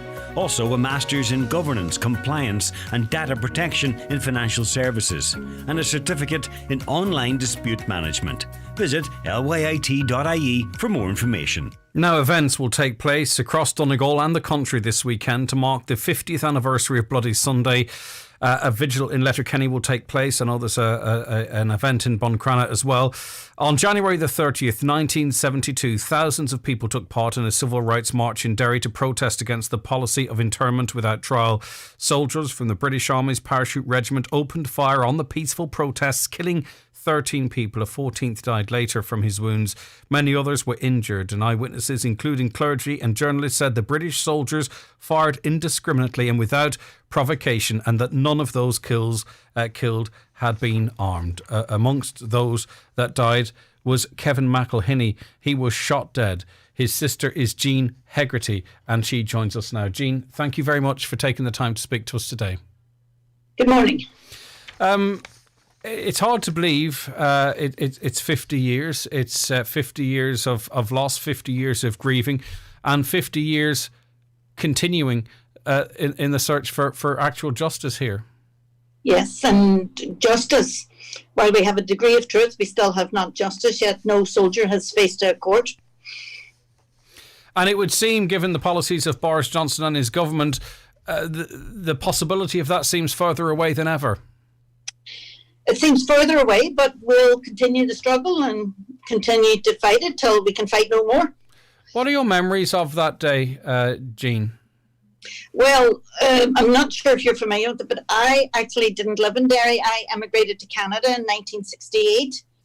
So my memories of that day are a cold winter's afternoon, ice skating with my 3-year-old daughter, and coming home and hearing news that there was, I think at the first announcement was there was 6 dead in Derry, gunmen and bombers. And you're like horrified that Derry is getting a mention on the news in Toronto. And you're really horrified. And then I suppose it's hard to explain this, and it's not going to sound good, but it's gunmen and bombers. And I don't know many gunmen and bombers. So you're concerned and you're not concerned. However, that news made me pay attention to the news, the making sure that I would see the news that was on a few hours later. And I get you. You got the sense of something horrific had happened, but at that point it wasn't a personal loss. Uh-huh. Yeah, I understand exactly. So then how did more news begin to emerge for you, Jean? Well, the news didn't change for me. I mean, the number changed later, that the news that evening, the number had increased. And again, there's this horror that this is on Derry streets. But then you reckon, there's a thing again, because at this point I didn't know, and I wasn't made aware of my brother's death till the following morning. Yeah. And so far removed as well. I mean, it was incredibly difficult for everyone. But when you're on the other side of the world and all you want to be at that time, I presume, is at home. Yes. Uh-huh. And you must remember, we're talking 1972. Back then, we didn't have a telephone at home. I only spoke to my mother once or twice a year. And when I did that, I would have to call a neighbour's house and say, I'll call back in an hour. Can you get my mummy down? So it was very, very difficult. However, I was able to travel home for my brother's funeral. Yeah. You later returned to live in Derry, and that's when you became involved in the Bloody Sunday Justice campaign. And it's been such a long time. Just listening back to the conversation amongst the soldiers on that day, and just the brutal instruction to shoot dead, and then the defence of it and the false accusations levelled against those that died and others that took part in this peaceful rally, and then having to wait almost 4 decades for the British government to officially recognise that those that were killed were innocents. I mean, this is lifetimes we're talking here, just for the most basic level of recognition of the truth. Definitely the most basic, because while the Saville report gave us the truth and declared our loved ones innocent, it was very, very long on innocence, but very, very short on guilt. So nothing has happened regarding guilt. And of course, with this amnesty that the British government is pushing, as I said earlier on in this interview, that getting people being held responsible is going to be difficult. What needs to be done now from your perspective? Well, from the Bloody Sunday family's perspective, we'll continue to fight, and we'll continue to do what we can to oppose this amnesty bill that he intends to put through. I don't know what it will do, but we'll fight on. Yeah, but again, this is it's so many people are affected by this. So many people, whose sons, whose family were murdered, who died while this process was going on. Others involved in the fight for justice. Getting older, and this has dominated their lives for so long. I mean, something needs to be done for these people, doesn't it, Jean? You amongst them, of course. You are directly affected by this. Oh, indeed it does. But I mean, we can continue to fight, but with the stroke of a pen, the British government could amend that. Do you think the Irish government could do any more? And I think Micheal Martin has sort of said, he's been kind of critical of the amnesty bill, but could the Irish government be doing any more, do you think? Well, they could continue, they could continue their opposition to it. I suppose. Well, and the other thing is that this European thing and I am not by any means up on this subject, but the European Court of Human Rights and that, they could be pushing that side. And even though, as I understand it, while Britain might have left the common market, the European Court did by that common market thing. So they can continue to represent our cause in that arena. Yeah. And what does Sunday mean to you? How will you mark it, Jean? Oh, well, I'll be taking part in all of the activities that are planned for the city. And it's kind of like, God, I can't believe it's 50 years. And reminiscences and a whole range of emotions. Yeah. You know, I mean, there's a certain degree of comfort that we have got so much from the British government, but it is only so much, and they can do so much more. And they still continue to hide and protect the soldiers. Yeah, and as I say, just listening back to the audio and coverage at that time, it was clear what was going on, wasn't it? Well, it was clear to everybody that was here, and it was, but it was, I guess it's typical of British Army actions. Yeah. All right, listen, thanks for joining us this morning. I appreciate it, and I hope you get everything that you want, and thanks for joining us. Keep hoping, thanks. Okay, take care of yourself. That is Jean Hegarty there. Her brother, 17-year-old Kevin McElhinney, was shot dead on Bloody Sunday. And as Jean said there, it's hard to believe it's 50 years later, and some progress has been made, but the search for justice and the campaign for justice goes on. And a lot of people are using the 50th anniversary to try and, you know, bring it to the fore in terms of conversation and try and get some progress in that regard. Okay, you are tuned to the 9 till noon show here on Highland Radio. We'll be back with more. Actually, do you know what we'll do? I'll take comments before I go to the break because they're very important to us, as I always say. Is there a finished plan? Is there a finished plan if the Port Road, Greg? Thanks, Daniel. I'm not sure what you mean, Daniel. Is there a finished plan? Just send us another text back in there and I'll try and get an answer for you. Hi, Greg. Making dinner yesterday. The glass on my cooker broke into a million pieces with a mighty bang. Did this happen to anyone else? Ask your listeners. Thank you. Wow, that would be scary. The glass in the oven just smashed. Ooh. Reminds me of what the stories we hear about those Velux windows. I don't know. Has that happened to anyone else before? A terrible shock. Hi, Greg. Do you or any of your listeners know, can people in the age bracket of 4 to 39 years old get a COVID recovery cert to use for international travel? Thank you. I presume you would have to contact your GP. I can't imagine why they couldn't. But are you saying if maybe you weren't tested? But I think they accepted I don't know, I've switched off a little bit from that, and I don't mean that in any way badly. I'll try and get an answer for you.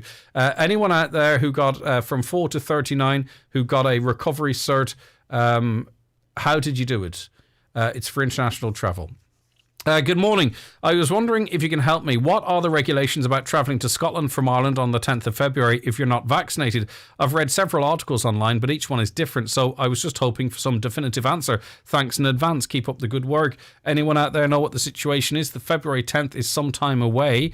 I know from February 1st, though, that the rules are changing in that if you are vaccinated, you can travel pretty much freely. If you're travelling from Scotland into Northern Ireland, I'm not sure you'll need anything. But if it's into Dublin, I'm not quite sure. Probably a negative PCR.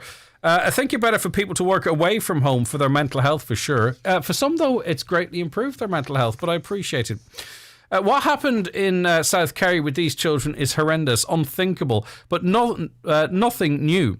We only know about it because it was found out. Almost 20 years ago, my sister was left in a wheelchair after an operation where a man removed a disc from her back. It was covered up and was made settle her case outside the High Court. A caller says a huge failure of a health service, top-heavy and inefficient, has been for years, and we let them run with the biggest scam of all time, COVID, rolling excuse for all failings for ever and a day. Calms mental health. TUSLA have no guidelines on parental alienation that results in suicide as well. The Northern Ireland Health Minister has even admitted it does. They're not fit for service. Children's parents and society are suffering. If there wasn't as much money, I'll come back to that. It's about who you know or how long you've been a yes man culture in the HSE and TUSA that has led to all these scandals and crises. We just skip from one until the next bus comes along and splashes us and we get caught in it. Last week's violence against women, men forgotten. Week previous, HICWA report on Stroller. Have we ever had a government civil service, HSE, TUSA ever fit for purpose? I don't feel for a second that because we were talking about a specific concern that women have it, okay, about violence towards them, and 48,000 people, 48,000 times the Gardaí had to, in 1 year alone, had to answer domestic violence calls. The majority of women, but of course, yes, men aren't forgotten. Men were involved that as well. But, you know, men shouldn't feel threatened or forgotten because we talk about trying to make women feel safer and making sure they're safe. I don't understand why they should. Can't understand there is a health crisis with children and the government says it will be discussed next week in the Dáil. Why can it not be discussed here and now? This is a disgrace. Well, the health minister's off outside the country and the leading civil servant in the HSE is away with him as well. So that's probably part of the reason. The 9 till noon show with Letterkenny Credit Union. Now offering MyCU current account and debit MasterCard, bringing full banking features, delivered with the same local trustworthy service of your credit union. At your local Centra, we have great offers like Meridian Crunchy and Smooth Peanut Butter 1 kilo, half price now $4.94 each. Centra Fresh Hours Sirloin Steak 454 gram, only €5. And until Sunday, Heineken 20 bottle box, only €23. Centra, live every day. Enjoy, call sensibly. As you start rediscovering Northern Ireland again, we want you to explore with confidence. That's why we've introduced the We're Good to Go industry standard for tourism and hospitality businesses. So you know they've agreed to follow COVID-19 safety guidelines, like social distancing, following the recommended cleaning processes and undergoing spot checks, so you can enjoy your break to the full. Look out for the safety symbol for businesses that are good to go. Northern Ireland, we're good to go. Brought to you by Tourism Northern Ireland in partnership with UK national tourism bodies. Does your local area suffer from the lack of amenities, safe outdoor areas, disused space? Is the climate crisis affecting you locally? Are there other challenges facing your community? Join a free Innovating Communities course and tackle these issues, learning valuable new skills along the way. It's time to design think outside the box. Contact Simon from DLDC to start solving your community's challenges today. Call 086 10 20 281 or innovating.ie to find out more. Donegal County Council want to hear your views and invite you to get involved in the preparation of an outdoor recreation strategy for Donegal. A number of online consultation events are running across the county from the 31st of January to the 9th of February and online survey until the 22nd of February. Sign in and have your say. Visit donegalcoco.ie to find out more.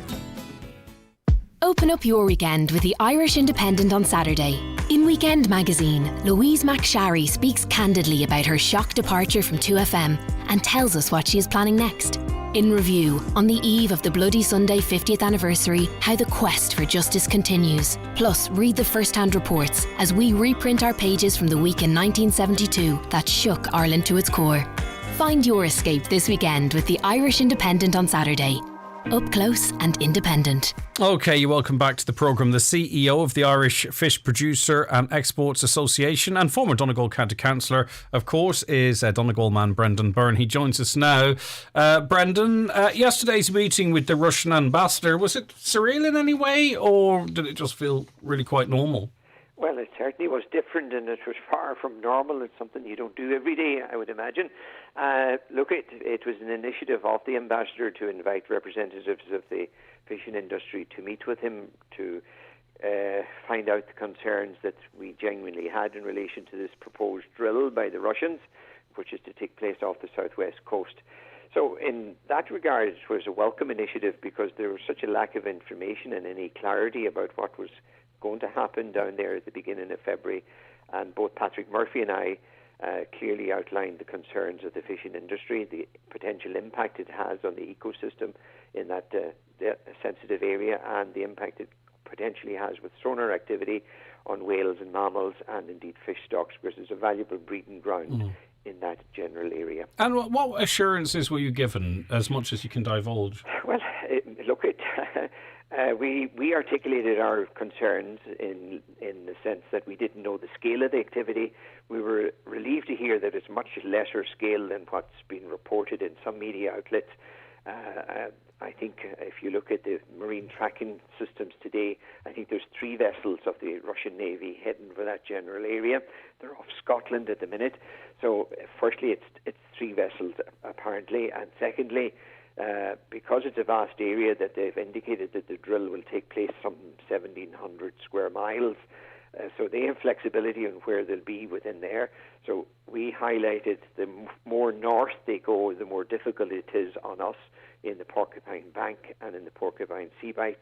So if they could avoid that, they said they would take that on board and report that to Moscow to see would they get the flexibility necessary to avoid any scenario where there could be potential overlap between the Irish fishing vessels. In terms of the concerns you had about sonar or depth charges or explosions, were you given any reassurance in that regard? And we were given clarity that in actual fact it's all airborne ordnance that will be discharged, and we certainly were led to believe that the number of them won't be as large as what's reported.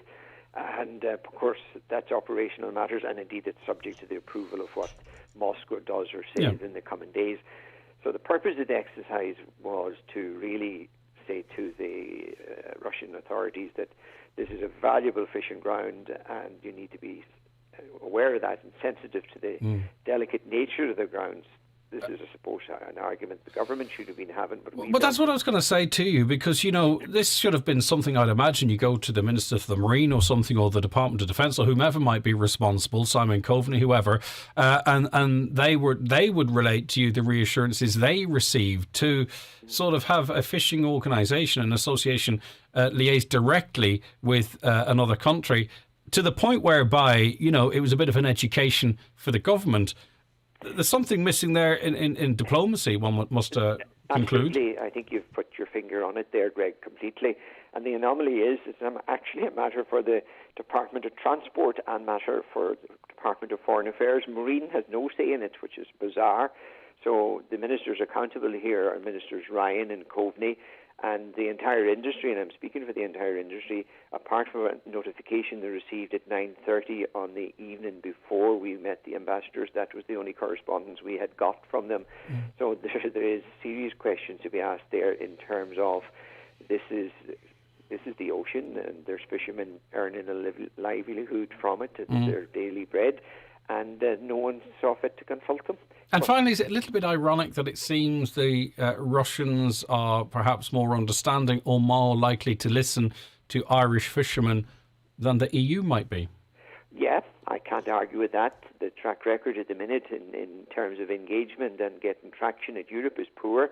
Now we have engagement with the Russians. It remains to see, have we got the traction that we hope or that we felt that we got yesterday. This is the arena of diplomacy, and a lot can happen between now and then. I'm not being pessimistic, I'm being realistic there. But I can safely say we put the argument of the industry, and we did it on our own initiative in the absence of the relevant ministers taking any responsive action on our behalf. But finally, very quickly, the images of the meeting were posted on Russian websites, and obviously you come out and, spoke very constructively and quite positively of the Russian diplomat and his team. Do you feel that maybe you've been used a little bit as a PR stunt? Look, there's a danger in that. There's an actual danger in that when you meet a minister or government, even in our own country. Who's using who here? So, yes, you could have been used. We could have been a pawn for the day to positively portray Russia. But my motivation and Patrick Murphy's motivation was to represent the sector that employs us, and that's the fishermen. No apologies for that. We had no. Well, I'll apologise if I in any way went into the political arena, but we were desperate to find information in terms of the safety and well-being of the fishermen at sea. We're desperate to find how we can avoid any scenario that should have been avoided with the sharing of information. And the only door that was open to us was the Russians. we took their invitation, and I certainly hope there was no political permutation to that. And obviously, you know, there would be people in the Ukraine who are very fearful of what might happen to them. Perhaps some might say, arguably, you know, under greater threat, life at risk and what have you.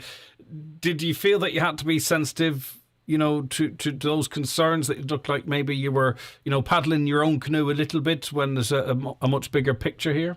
There is always a bigger picture regardless of what you do in life, but we had a real stark reality facing us. We had the scenario where these war games are going to take place adjacent to valuable fishing grounds, that any time there could be 60 vessels there, and in the absence of any information, we had to take action to protect the livelihoods and the life of those that will be fishing in that general area. And had we alternatives? There was potential alternatives if we got some information from our own government. We didn't, and this was the only initiative open to us. And, okay, Brendan, listen. I mean, it's a story to tell at the very, very, very least. We appreciate you sharing it with us. Thanks very much. Thank you. All right, take care. Former councillor Brendan Byrne there, and also currently the CEO of the Irish Fish Processors and Exporters Association. Right. It's 11 o'clock. Michael and Fionnuala will be joining us in the not too distant future. But it's time now for a news update. And we cross over once again and say good morning to Catherine Gaffney. Thanks, Greg. Good morning. The Dáil has been told that work is underway in almost 6,000 premises in Donegal under the National Broadband Plan. The figure was provided in the Dáil in response to South Donegal Deputy Marion Harkin. It has led to fears, though, that it could be 2026 before many homes in the northwest have access to broadband. The HSE Chief Executive says child and adolescent mental health services are providing a good level of care for those who need it. A review published this week found 46 children were significantly harmed after being prescribed inappropriate medication by a junior doctor in the CAM service in South Kerry. Meanwhile, it's been claimed that families in Donegal are finding it incredibly difficult to get an appointment with CAMs. Local businessman Leonard Watson, who has a child with complex needs, has been sharing his experience with the service on today's 9 till noon show. It's understood that it took CAM 7 months to contact the Watson family to say that they're on a waiting list for an appointment. They've been waiting for over a year now. Some patients have been waiting for 4 years for hospital procedures, according to a leading HSE official. The target is for outpatient lists to be down to 18 months by December and a year for inpatient procedures. There's calls for the HSE to prioritise the restoration of day services at Carrandonna Community Hospital. The service was withdrawn almost 2 years ago. There were 46 people awaiting admission to Letterkenny University Hospital this morning, according to the latest Trolley Watch report. 7 people were on trolleys in its emergency department, while a further 39 were waiting on wards. And a mass to mark the 50th anniversary of one of the darkest days of the Troubles is taking place in Derry this evening. 13 people were shot dead by British soldiers at a civil rights march on the 30th of January 1972. That's it for now. We're back with another update for you at 12 noon.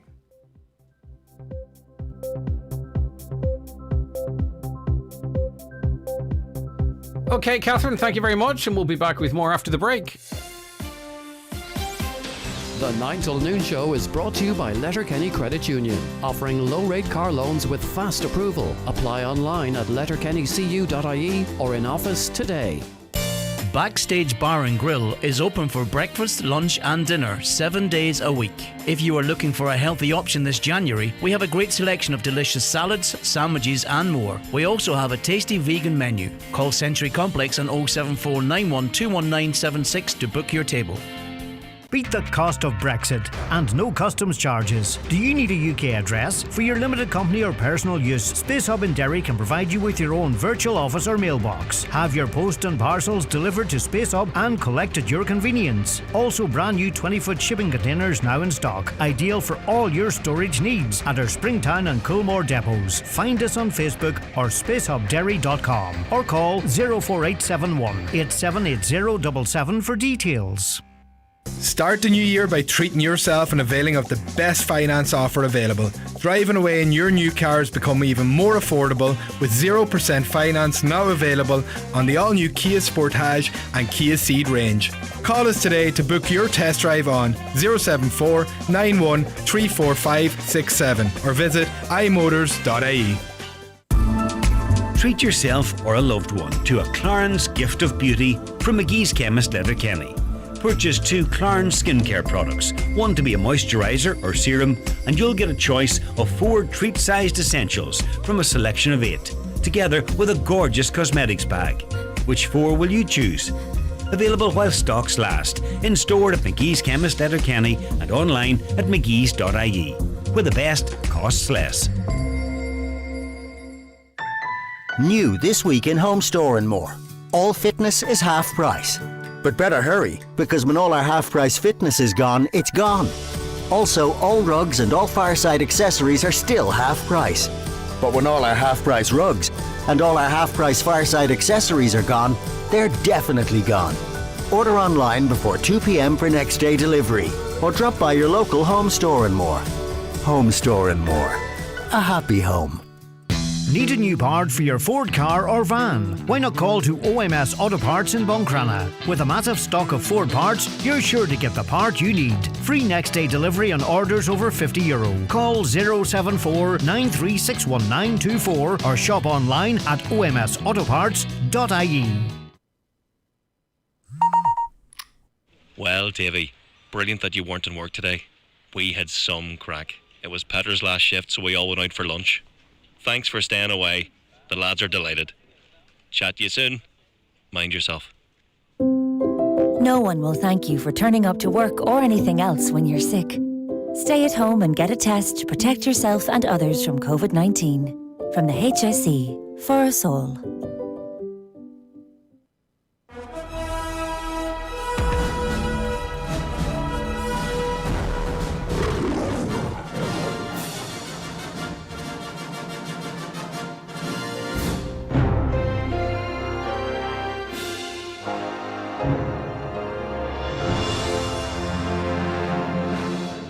Okay, you're very welcome back to the programme. It's time to welcome onto it now our regular guests at this time every Friday, Fionnuala Rabbit and Michael Leddy. Good morning to both of you. Good morning. It's good to have you with us. Oh yeah, I didn't do the mic thing, did I? How are you? Hello, can you hear us now? I can't hear you now. Right, you can just sit there looking. Start as you mean to continue. I do have you now. All right, okay. I don't see Belfast on any of these sheets, the film. Chatting about it this morning, I have yet to get to see it. I'm leaving that to Fionnuala. No, have you seen it? No, I'm sorry now, but I have a massive date with my 7-year-old nephew.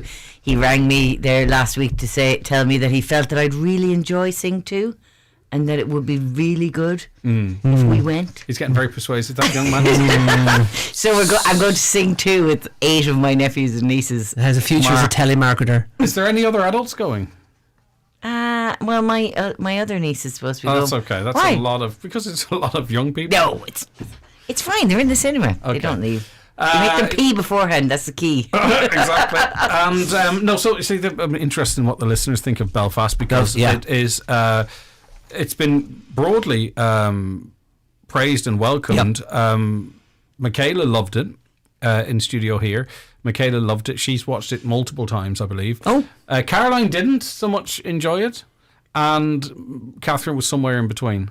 So, okay. 086 60 25,000. Did you watch Belfast? Tell us what you thought. Yeah, David liked it as well when he went to see it, but I'd love to hear from people who actually kind of grew up during the similar type of times. You know what I mean? That Kenneth Branagh was there because it's kind of semi-autobiographical, isn't it, on him? Friends of mine enjoyed it as well. It got a thumbs up from people I know who saw it, so that does make me want to see it sooner rather than later. But yeah.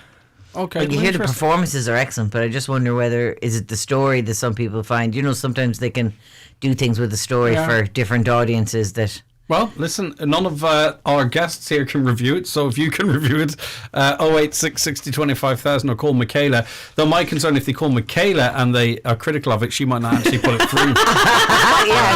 If she likes it that much, she might start just tearing hang it up. down. She says that's what she'll do if you're critical of it. I can't hear you on that. Sorry, I cut them off. Yeah, the old one, yeah. Before we get on to your list, none of you've started the next season of Ozark, no? On Netflix? No, I'm ready to start season 3. I'm a bit behind. I finished season 2 on Monday. One of the lads I share the house with has watched it and was like, he was going about the house going, oh, so good now, it's so good now. I presume, Greg, you've seen it. You were going to watch it last weekend. I started watching it, yeah. And maybe 7 episodes? 8, but it's half a season. Half a season. And I think you're at a great advantage because I found that even with the catch-ups, it took me a while to figure out what had happened. Yes. Because stuff happened in season 1 it's 2 that years, I thought isn't happened it? in season 3. Yeah. But there's a thing in it, right? And I'm not sure, you can tell me because you're watching it currently. They do it now in boxing an awful lot, particularly DAZN and a couple of others, right? It's where they shoot something and the subject matter, so it could be a boxer walk into the ring, but in this case it's the character. And it's the focus is locked on them, right? Mm-hmm. And everything in the background is blurred out. Is that the same? I don't know if they've just started doing that in season 4. I have not noticed that in season 2. Right. Well, in season 4, they have definitely started doing it, and I hate it. Oh, okay. You know, because even when ring walks or whatever, I like to see what the audience do, what's happening in the background, that kind of stuff. On a TV screen, particularly on a larger TV screen, you want to look around, see what's in the background, but they force you to look at the character. And then there's another character completely out of focus and they switch that and it drives me up the wall. Do you know on a Zoom call where people blur out the background? Yeah. It's very, very similar. Yeah, no, to I've that. seen it on a few other dramas where they've started introducing it. In a drama, I don't understand. It really puts me off. Like for the boxing and that, you can kind of see, well, maybe they're worried that people who's walking past will suddenly do a gesture, But do I want to something. be there. I want to be in the arena. Well, I suppose that's true. You want to get the atmosphere. Is this the new drone footage now where every show's going to do it? It's worse than the drone footage. Yeah. Yeah, I don't know why they're doing it. I don't know anybody that says, "Oh, wow, that's a really." But I fear helps the story along, or does. It's like one of those things. Once you see it, you can't unsee it. And I hope I've not ruined it for others. But I just like to see this. I mean, how many films do you talk about? Particularly you, Fionnuala, but you too, Michael, where you say the scenery's beautiful, or you know, you know what absolutely. I'm on about. And this is forcing you to look at characters when. And you might look at other stuff. Well, blurred. actually, one of the things we might chat about today off my list, I will say how much I like looking at the streets behind them. So Go yeah. on, just go straight into it, man. Oh, it's a French language sitcom. It's coming back for its 3rd season on Netflix called The Hookup Plan. I've mentioned it before. It's a wonderful, light, frothy, silly comedy that I've loved for years. This is the 3rd and final season. Last year or 2 years ago, because of the lockdown, they didn't do a full season. They did a double-length episode about the characters in lockdown. I watched that on Sunday night as a primer for season 3. It's a really interesting episode because most of the episodes are just misunderstandings and convoluted things. This was actually quite a semi-serious episode. Still funny, but it was very different. And I thought, well, that's amazing that the show... So dubbed. I watch it with the subtitles on, but with Netflix you can just you can go to the... And do you do the original subs or is it the Netflix subs? Because, obviously, some of the Netflix translation can be, really quite literal. Right. And with it being a comedy. Yeah. How's that working? I've not noticed anything. I've not noticed a second. I've not noticed any great... Okay. Yeah. Well, okay. There's a couple of good French comedies on Netflix because they have the one The Agent, which I'm sure you've seen as well. I'm aware. No, but I haven't seen it. No. I just assumed you might. So have I might check you're it. Into you're into acting and stuff like that as well. But yeah, it's about it's the exact same kind of a thing. It's just French and subtitles, but it's about like a sort of an. I'd say she's a D actress rather than an A. Okay, it's trying and to just trying to like get on and. And part of the appeal, and that coming back to what we said, is I like the fact that they're filming in the suburbs and the side streets of Paris, and we get to see parts of this city that an American or English production going to Paris mightn't necessarily film. But it's a very silly, upbeat. Like it's all about misunderstandings with a group of young people, and it's good. It's a very good show, and this is the last season, and I do recommend it if you want a silly, light laugh. What would it be similar to? Like it Friends? reminds me of, because of the misunderstandings, you know those episodes of Frasier where there would be misunderstandings and they might all go and stay in some winter chalet, but Frasier might like the girl who likes Niles and Niles might want to get with Daphne. It's a bit like that, because in the show, two girlfriends set up their third friend. They hire an escort to date her, basically to get her out of a slump. But she falls in love with the guy, and then the friends have to keep paying him to see her, and then one of the friends starts lying about who she's seeing, and it just gets more and more complicated. It's very silly, but sometimes you just want something that's not set in the real world. That's just a lot. I love trash telly for that reason. I don't want to watch. And the three ladies, it's the core of it, and they're adorable. They feel like real friends. I can't believe sometimes that I'm like, they must really be three best mates because they're just so great together. All right, the first review of Belfast is in. Myself and two kids went to see Belfast on Tuesday. The children are aged 16 and 13. No ties to any of it, so, reference in your comment. But it was a lovely message put across that regardless of religion, we are all the same. There were sad parts, funny parts, but very heartwarming. Good review. Maybe Caroline's just cynical. Just a cynic. We've ground her down to the point where she can see no joy in a film. I feel you feel brave because she's not here. Oh, 100%. 100%. And I know she's not listening. Hope nobody texts her and says, check what Greg said at 11:14. Right, okay. What do you want to talk about first on your list, Fionnuala? Sorry, what are you giving yours out of 10? Oh, I'd give it a good 7, for a light, frothy comedy. For what it is. Okay. And I do really love this show, and I was so happy to see they were coming back for a third season. Lovely. So that was the hookup plan, available for those of you who have Netflix. Okay, Fionnuala?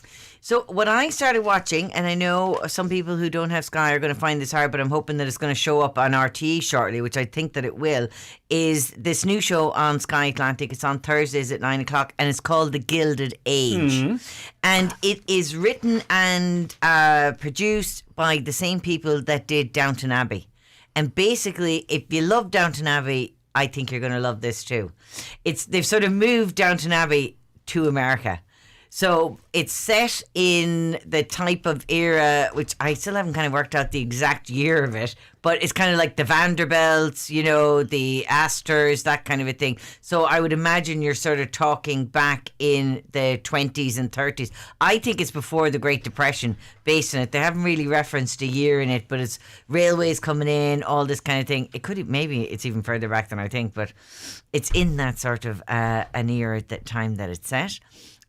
People have ginormous wealth. Like in the beginning of it, this woman walks into her new house and the architect is like, I didn't want to make it too big and ostentatious. And it's like 8 stories high. You're just like, this kind of like ridiculous money.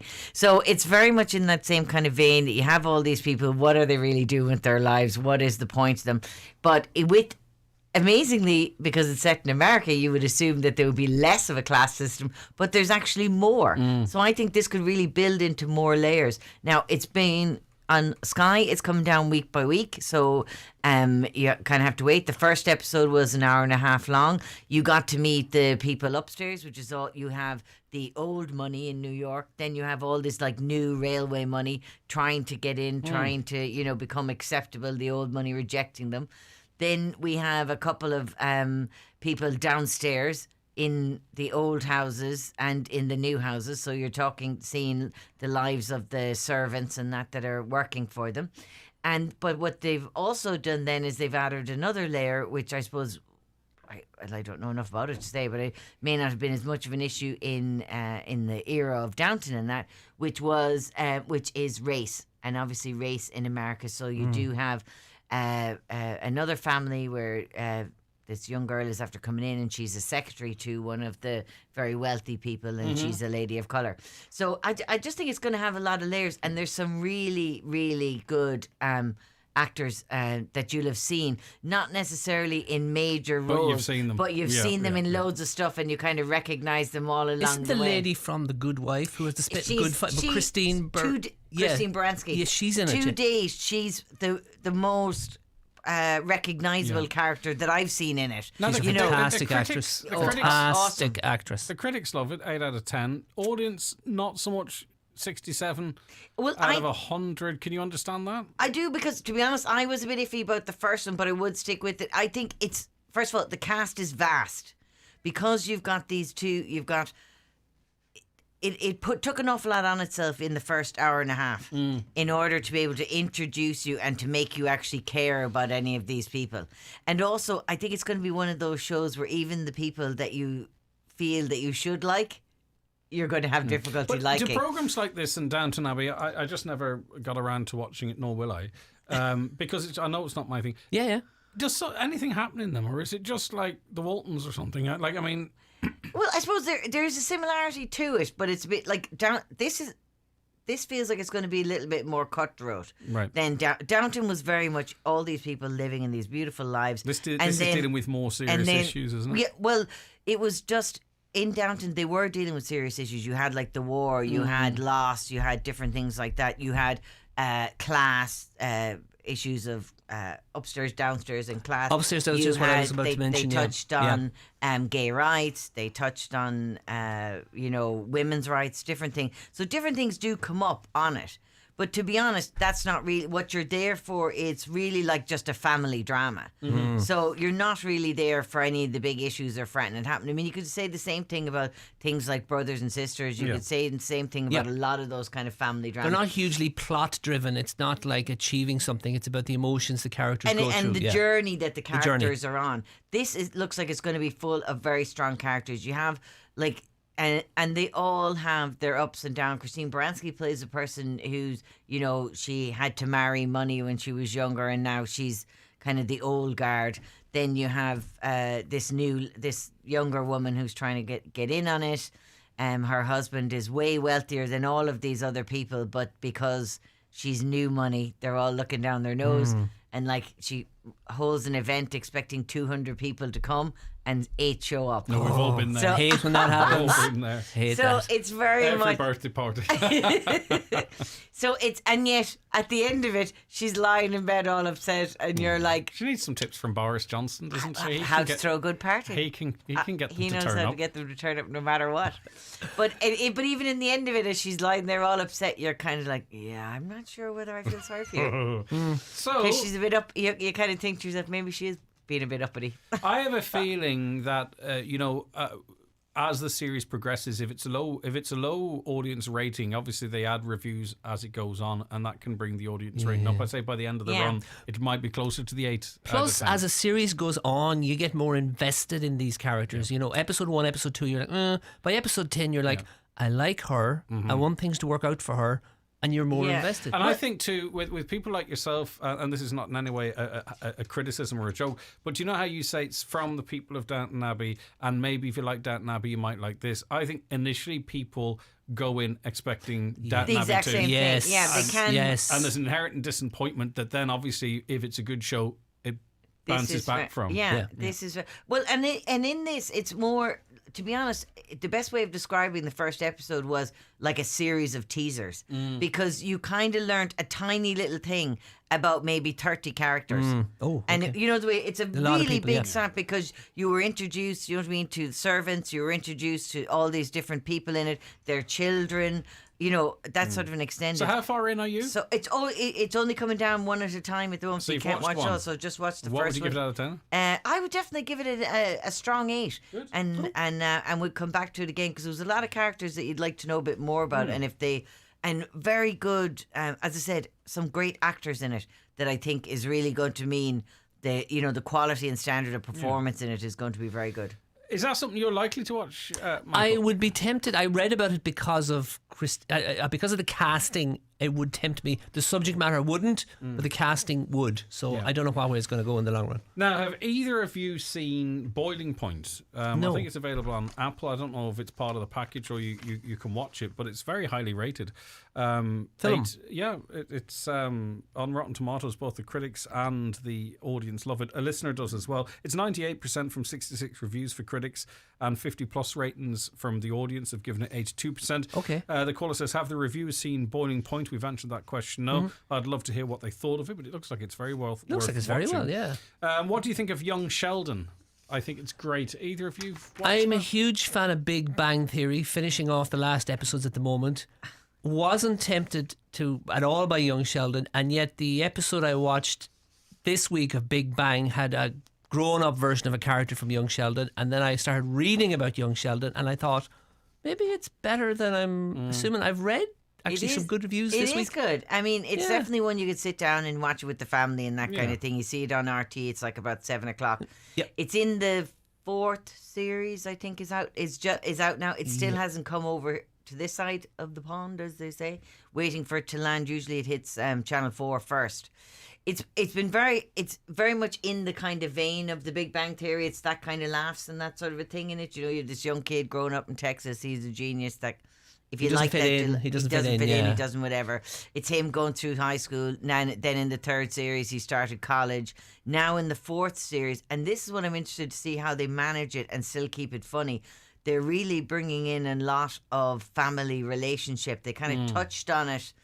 In the last series, there was a whole thing about the father was kind of getting friendly with one of the neighbours, and Sheldon's father has always been brought up in kind of, I'd say 60% derogatory, 40% negative terms, nice terms on the during the Big Bang Theory. And this is kind of where all that is stemming from. So I'm not too sure how they're going to manage it together. Okay. But the brothers and sisters, which if you watch the Big Bang Theory, you know, Sheldon has a twin and he has an older brother who's a tire whisperer, and Georgie and Missy. What is a tire whisperer? He can just look at a tire and he can sense and it feel. is as ridiculous as it sounds. He can look at a tire and he can sense and feel where the puncture is. He's very good on Big Bang. And the episode of Big Bang he I owns watched a load of tire shop. had the best friend from Young Sheldon who Sheldon had rejected and blanked for like all these years. So it felt like an episode where they were like, we need to deal with this because he has a best friend in one show who he's never mentioned in 11 seasons of our show. We better sort it out. Oh yeah, you're going to be disappointed. Yeah. Okay. Great horror series, Marble Hornets. I've just discovered this little gem. I bet the male critic beside you in the studio will know this one. It sounds like his type of programme. It does, maybe, but I don't know what it is. You don't know it? Well, no. I'll write that down because people have been listening to you for some time and know my they likes. know the type of stuff that you might like. Okay. A great film, a great comedy is the film of Fools and Horses called The Jolly Boys Outing. Carol, so was that a feature-length version of... Yeah, that was one of the... Yeah. That's... Yeah. They were good. Good laughs. All of them are excellent. I mean, never has a man fallen over been so funny as it is in Only Fools and Horses. Yeah, I think it was rated the funniest moment scene of all. It's just so funny. We really missed the likes of The X Factor, Britain's Got Talent, and The Voice. I could live without Britain's Got Talent. I don't like that format of that program. And The X Factor, I used to love The X Factor, but particularly when they started doing the canned audience applauses and, you know, the crowd coming in and out and all this kind of stuff. And you could see in the background the crowd was sitting on their hands, you know. That was enough to put me off that program. Just when they started artificially generating the audience reaction. Yeah, the reactions. And The Voice, I've not really watched The Voice. That Masked Singer is on now, so I suppose that's what they're kind of doing. How people can watch for 4 minutes someone... I don't understand it. I've never seen someone singing in a costume. You can't see their mouth or nothing.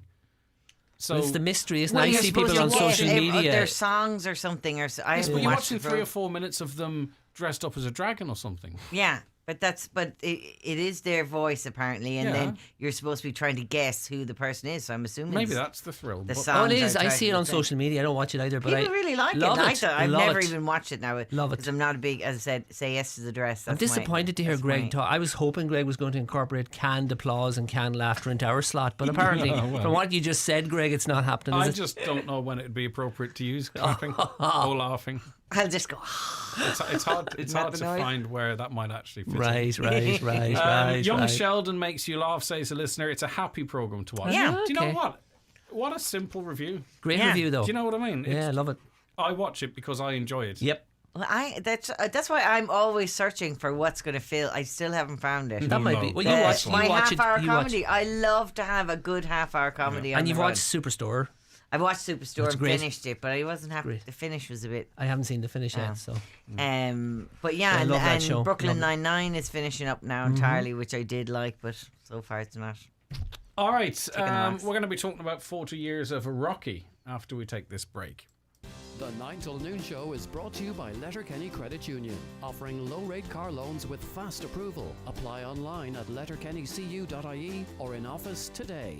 At Cherrymore Kitchens and Bedrooms, Donegal Town, their sale is now on. New 2022 collections now in stock, with great offers across all ranges. See in store for details. Book a design consultation today on 074 9725 822 or see cherrymore.ie. Cherrymore, excellence in manufacturing since 1996.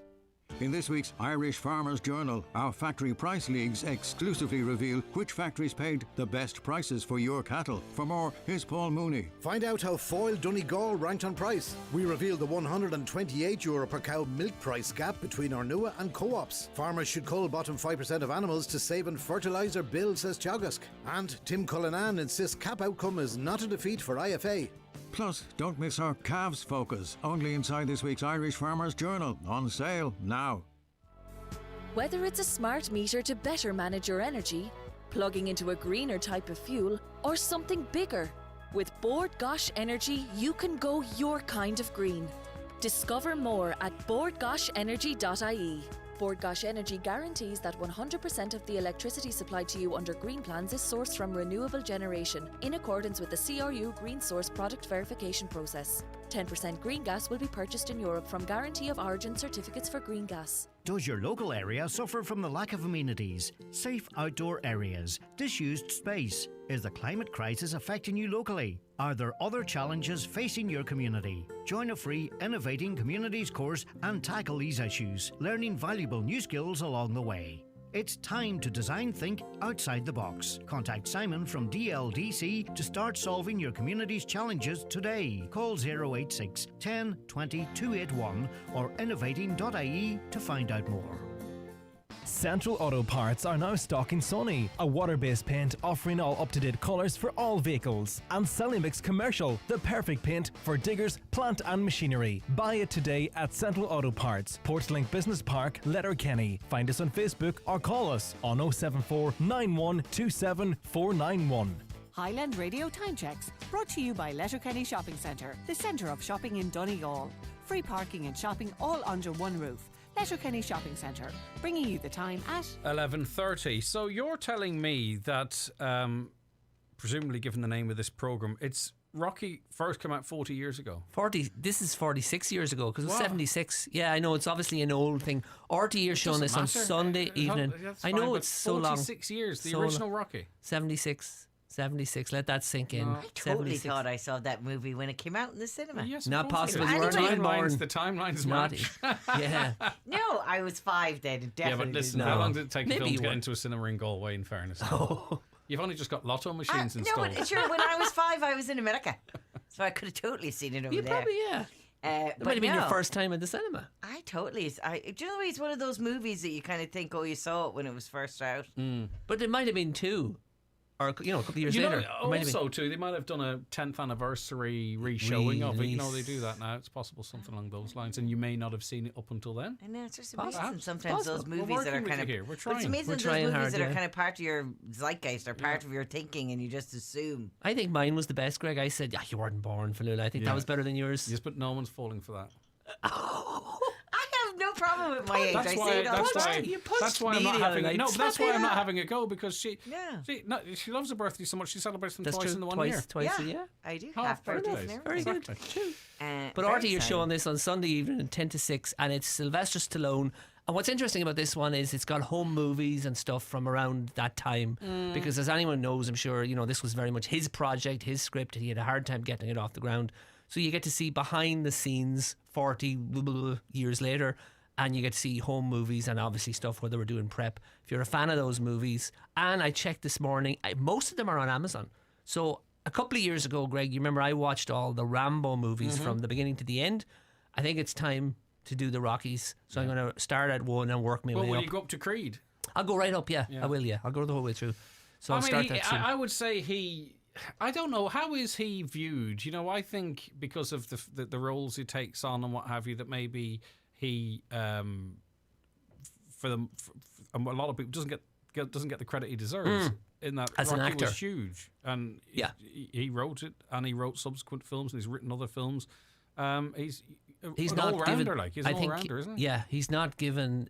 He's not given his due. I think as an actor and as a writer. He's not a great actor, though. Oh, but you see, this is the thing, I right? totally give him his due in that for what he needed to do in those. I mean, he's like Arnold. But here's the question, right? Is a like great Arnold actor? Schwarzenegger, you know what I mean? As in, Oh yeah, but is a great actor an an actor who can do a wide range of characters, or can it be an actor who maybe doesn't have that big a range, but in the moment commits so much that you emotionally, It's relatable. emotionally. Well, Al Pacino's not a great actor. No, and yet he's I held love up him. as Yeah, but he's not a great actor. Well, yeah, I know what you mean. I know what you mean.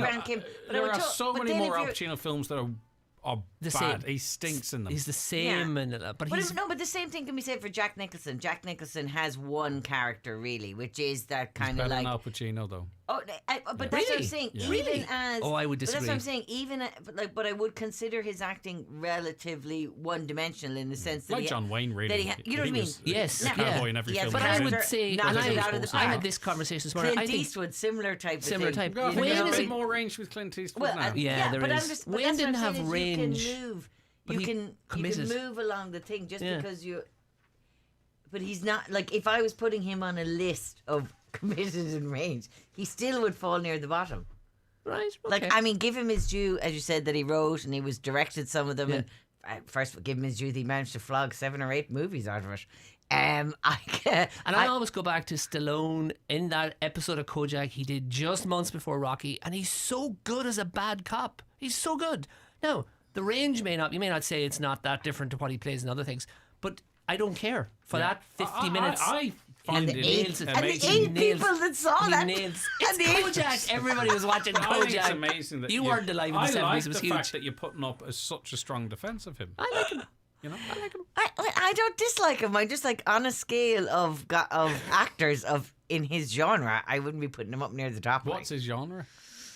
Well, I suppose action but not only that, but even as we were talking about actors that kind of have found a thing that they're very good at wooden. and working on it. You know what I mean? Like Bruce Willis has great range because he can do the comedy, the action. He can do serious. Look, he can. He has great range. but Great range. I don't know. But he Yeah. stopped doing that in more recent years. Now he just does movies for the money, you know. But Yeah, I don't know. Is Bruce Willis is Bruce Willis in the same category as Sylvester Stallone? Well, I Who's was the thinking bigger- action. Yeah, but I know that. Who's Yeah. the bigger star? Willis probably. Because I would say so. Yeah, he had more. I'd assume I'm Willis. actually thinking, you know. Okay, Sylvester that's Stallone. Well, I suppose the other side of it is it depends on what way you're looking at it. I mean, I would imagine Well, that I if look you at it did, like that. people can't see you. If Why do we Just a try? head to We one treat side. him like an adult, and then that's what he does. But I would say if you were to put up a poster anywhere in the world of Sylvester Stallone, you'd be hard pressed that people wouldn't know. Yeah.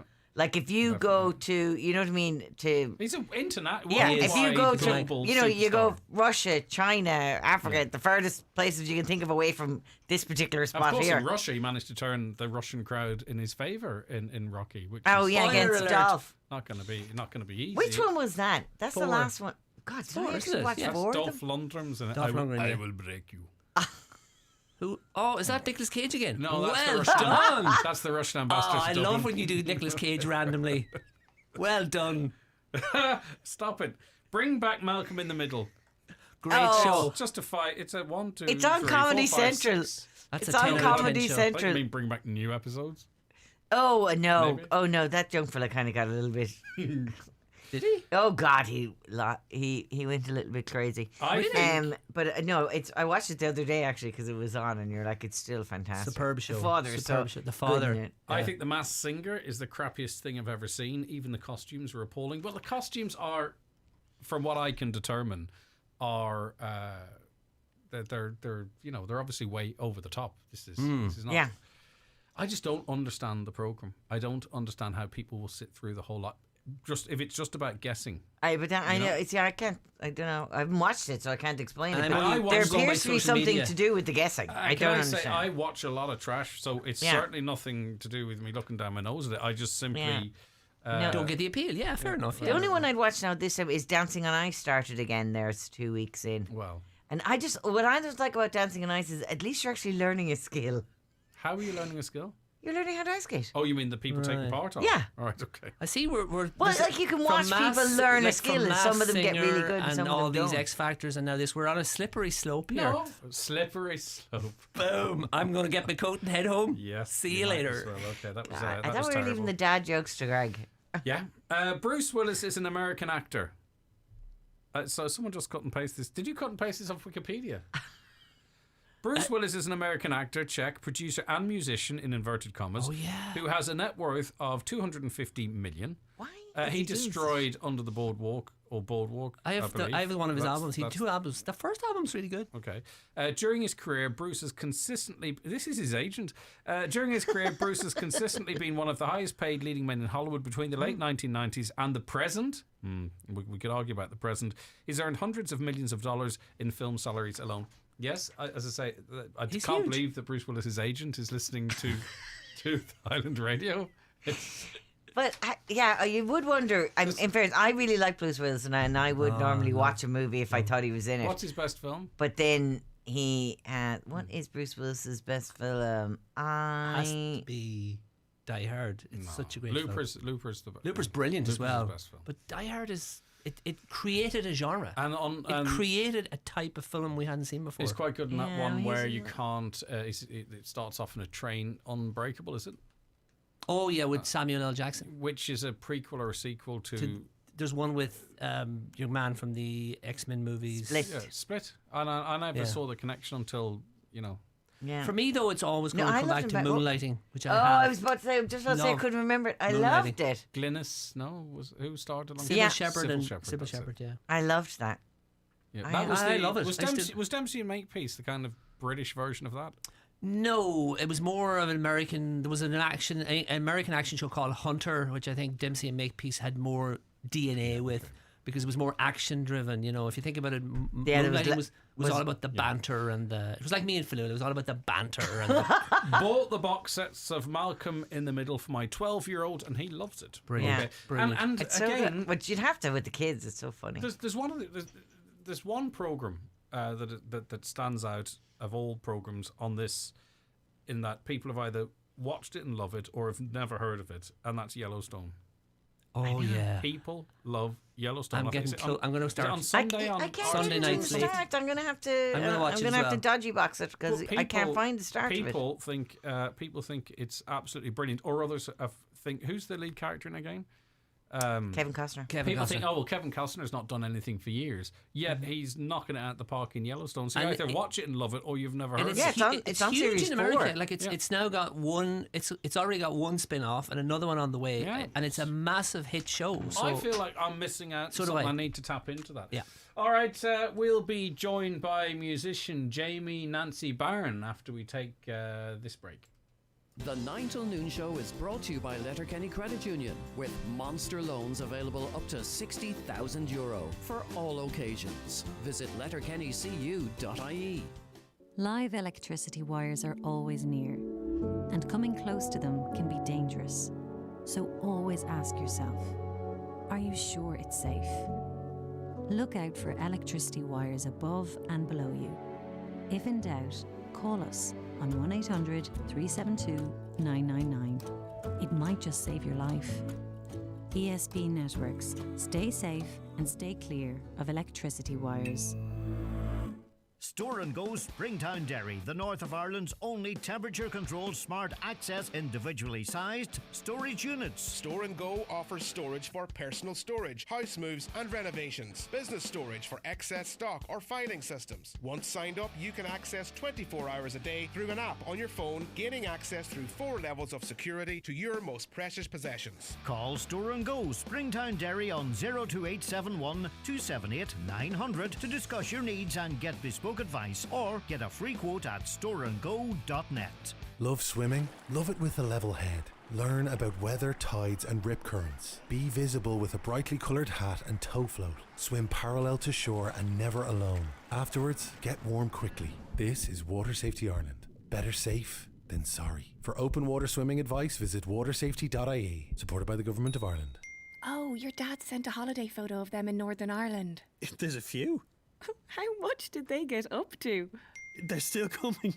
Hey, why aren't we on holidays? With so much on offer, from helicopter tours soaring above the Causeway coastal route and crossing the Fermanagh Lakes on an Ironwater taxi, to gripping history tours of Crumlin Road Jail, planning what you'll do next is easy at discovernorthernireland.com. Just try not to make the rest of the family too jealous. Northern Ireland, a small step to a giant adventure. When planning and visiting, please double check your bookings and always follow current COVID-19 travel restrictions. Available at nidirect.gov.uk.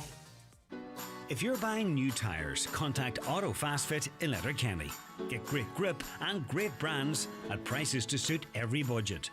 Tow bars also supplied and fitted for cars and commercial vehicles. Auto Fast Fit, Pierce Road, Letterkenny. Call 9121174. Okay, you're very welcome back to the programme. We're still in the company of Michael and Fionnuala. Good morning to both of you again. Hello. And now we welcome on to the programme musician Jaime Nanci-Barron. Good morning to you. Thanks for joining us. Good to have you with us. Hi, Greg. Thank you so much. I'm delighted to drop in. Good stuff. How's life treating you? I mean, I can't complain. I'm in Spain at the minute, so there's a little bit of sunshine and warmth in the air. And that's really all you can hope for at the minute, you know. Yeah, I would swap places with you. It sounds fantastic. So, come here, tell us about your music at the moment. You've been working away throughout the last couple of years. Yeah, I mean, obviously there was no concerts happening for the last number of years, and you couldn't really rehearse with musicians in person. So everything moved online. I mean, the same for everybody. Were you tempted to hold off because of the process you developed, Jamie? Were you tempted to hold off, or did you feel you had to carry on creating music? I honestly took the time for the first year of the pandemic. I took the time to really self-evaluate what I was doing and what I had been doing, because I'm a jazz musician and my life is on stage really. So obviously when that's taken away, you kind of have to go, what am I supposed to be doing? So I took the time to self-develop, upskill, learn more about technology and the technological side of things, and that's where the new music has come from, really. Yeah, but you are, I mean, jazz in itself is not necessarily a specific genre, is it? I mean, it fits into so many, but whilst you describe yourself as a jazzy musician, you know, you don't confine yourself to that, though. The boundaries are quite wide. Yeah, I mean, that's the thing. I mean, jazz is a very broad umbrella, really, isn't it? And I mean, my great love and I suppose my great inspiration has always been vocal jazz singers, like Nina Simone or Billie Holiday, and the great female jazz singers. They've always been my inspiration. So yeah, I mean, I don't consider myself really. I'm a singer first and a jazz singer second. Yeah, this new music is more electronic and a bit more contemporary, but there are jazz elements to it, of course. And are you still in your comfort zone or a little bit beyond it with the newer stuff? The comfort zone, well, releasing the music was outside my comfort zone, definitely. I mean, there was no impetus on me to put something out. I just was really happy with what I'd come up with, and it was well received too. The album Toy. RT, radio, television. You got exposure there. The newspapers, the Times, Sunday Times. Obviously, you don't know if that's going to come because you have to sign off on your work and then put it out there. But it can go either way, as most musicians know.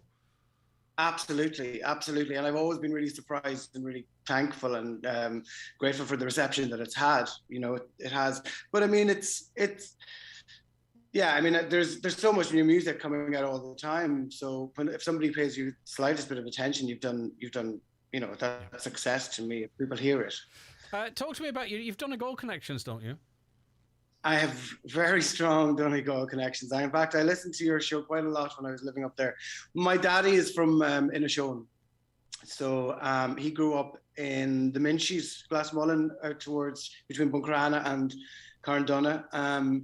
And my aunt and uncle live in Ramelton in Letterkenny. Hello, Margaret.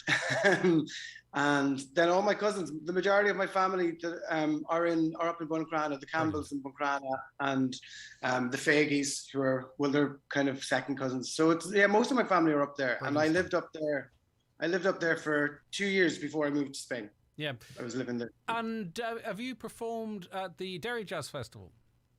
I did. I did the jazz. Find that?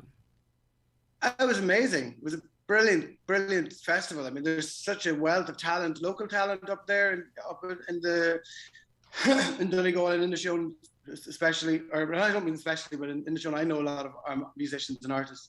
And the jazz festival it just brings everybody together, even non-jazz musicians.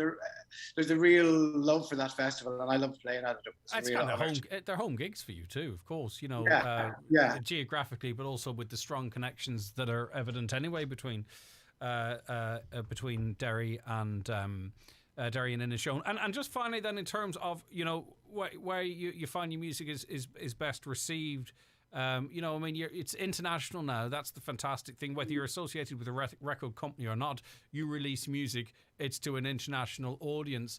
Have you got to find places that particularly are warming to your work?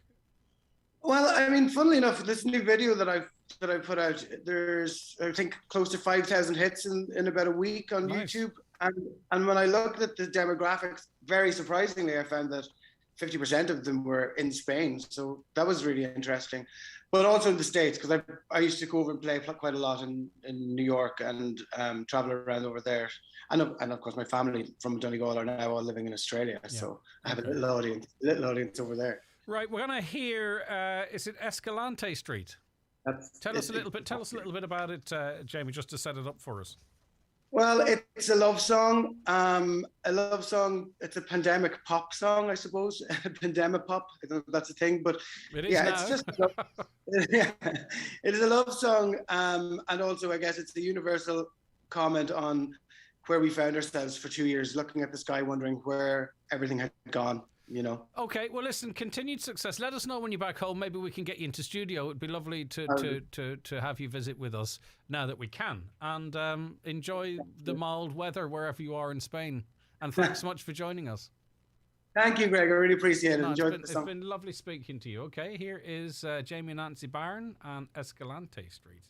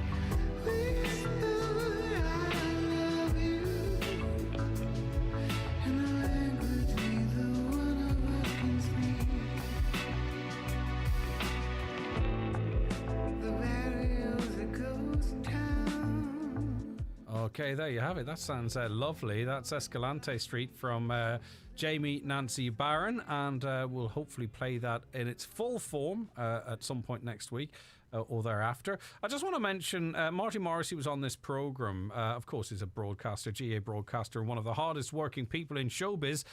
He was on talking to us about his book, and I just wanted to let you know that he has a book signing today at Bookmark in the Letterkenny Shopping Centre from 1 p.m. So if you want to go down and see Marty Morrissey, not shortly after that, he lost his dear mum very sadly. So he's obviously taken a bit of time out to deal with that. But he's back on the road today, this afternoon at 1 o'clock at Letterkenny Shopping Centre at Bookmark. Okay, good luck to him, and go down and say hello and get your book signed. Okay, we'll be back with more on the programme after this quick break. The 9 till noon show is brought to you by Letterkenny Credit Union. Download our new app today to apply and draw down your loan wherever you are. The TUI Live Happy sale is here, with thousands of free child places this summer. Splashing, sorted. Savings of up to €250 per booking, plus low booking deposits, and the TUI Holiday Promise for complete peace of mind. Here we come. So relax and get booking. TUI Live Happy. Offer T's and C's apply.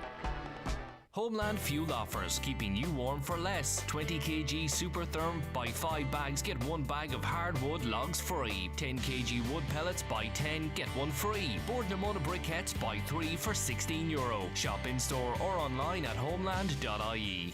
As life starts to get back to a new normal, it's time that we look after what is precious to us. Are you struggling with your hearing? Your hearing is an essential part of everyday living. Hearing is our social sense and connects you to friends and family. At Connect Hearing, we are here for you, with our clinics at Courtyard Shopping Centre Letterkenny and Joyce's Chiropody Clinic in Dunlow. Our centres are open Monday to Friday, where you can avail of our hearing tests, wax removal and repair services. Connect Hearing, connecting you to life. Thinking of changing? Think Nissan. Choose from the all-new Nissan Micra, Juke, Qashqai or all-electric Leaf with finance available from 0%. With new vehicles in stock and ready for delivery today, give us a call on 074 91 34567 or visit us at imotors.ie. If your child is aged 5 to 11, you can now register for their free COVID-19 vaccine. COVID-19 usually causes mild to moderate illness in this age group, but it can cause more severe illness. All vaccines used in Ireland are tested before they're approved by the European Medicines Agency. To find out more or to register, go to hsc.ie or call HSE Live on 1800 700 700 from the HSC. All right, Michael and Fionnuala, I feel deprived of you. You know, it feels like the hour's gone so quick. It flies. The crack's good. We love to watch Reeling in the Years. Don't look back in anger. The people speak from the soul, not polished. It's so refreshing and it's ordinary. We love it. Reeling Back the Years, they're almost up to date now, aren't they? There's a slight problem with that programme in that... The last one I saw was in the 2000s. Was definitely in the 2000s. That feels but right now to me. Yeah, right, so it's like in the last 10 years or so. All right. And the TV3 one is very good as well, which I think is the Don't Look Back in Anger, isn't it? Anything to look forward to this weekend? We went to see Revved. Yes, we did. Oh, that Thumbs was up. Thumbs up. Yeah. The young man that was on with us. Patrick Quinn, fantastic. Yeah, Leave it to Michael to come up with the names. He was electric on stage. We enjoyed it. Yeah, really good now. And I'm not as used to one-man plays as Michael would be, because you've been involved in it in different things. Because to me, having not seen one, it feels like, well, how do you keep it going? How do you maintain... Oh, that's a good question, No, and he actually did. That's what I found interesting in it, was like he actually played other characters in it, and the way he kind of did, so he was having conversations with himself but not with, you know what I mean. And Patrick's a great confident performer, so anytime he wanted to take a pause or really let something sink in, we were right there with him.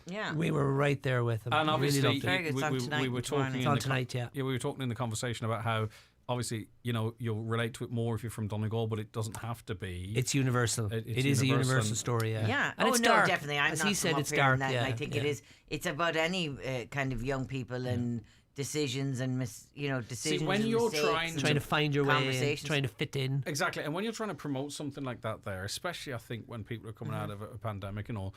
You don't want to make it sound like it's too serious either. You have to sort of say, but there's a lot of humour in it. There's a lot of light. You know what I mean? Because people want a good night out. People do want a good. It is tough to market. Because you know when you get them in, they'll enjoy it. But you want to get you want to get them in as far as the door. No, it definitely is well worth seeing. Do you have nibbles in the theatre? How does that work? Can you eat? No, not nibbles. Not at the moment. No, normally they'd have like chewy sweets and things outside on them, but they didn't have that the other evening. But it's not like a cinema. You can't have popcorn and Coke and. Sadly not. No, that's what it take to get Greg in. You'd be there. You'd be there tonight at 6:30, munching away. Open the doors. Munching away. Open the doors.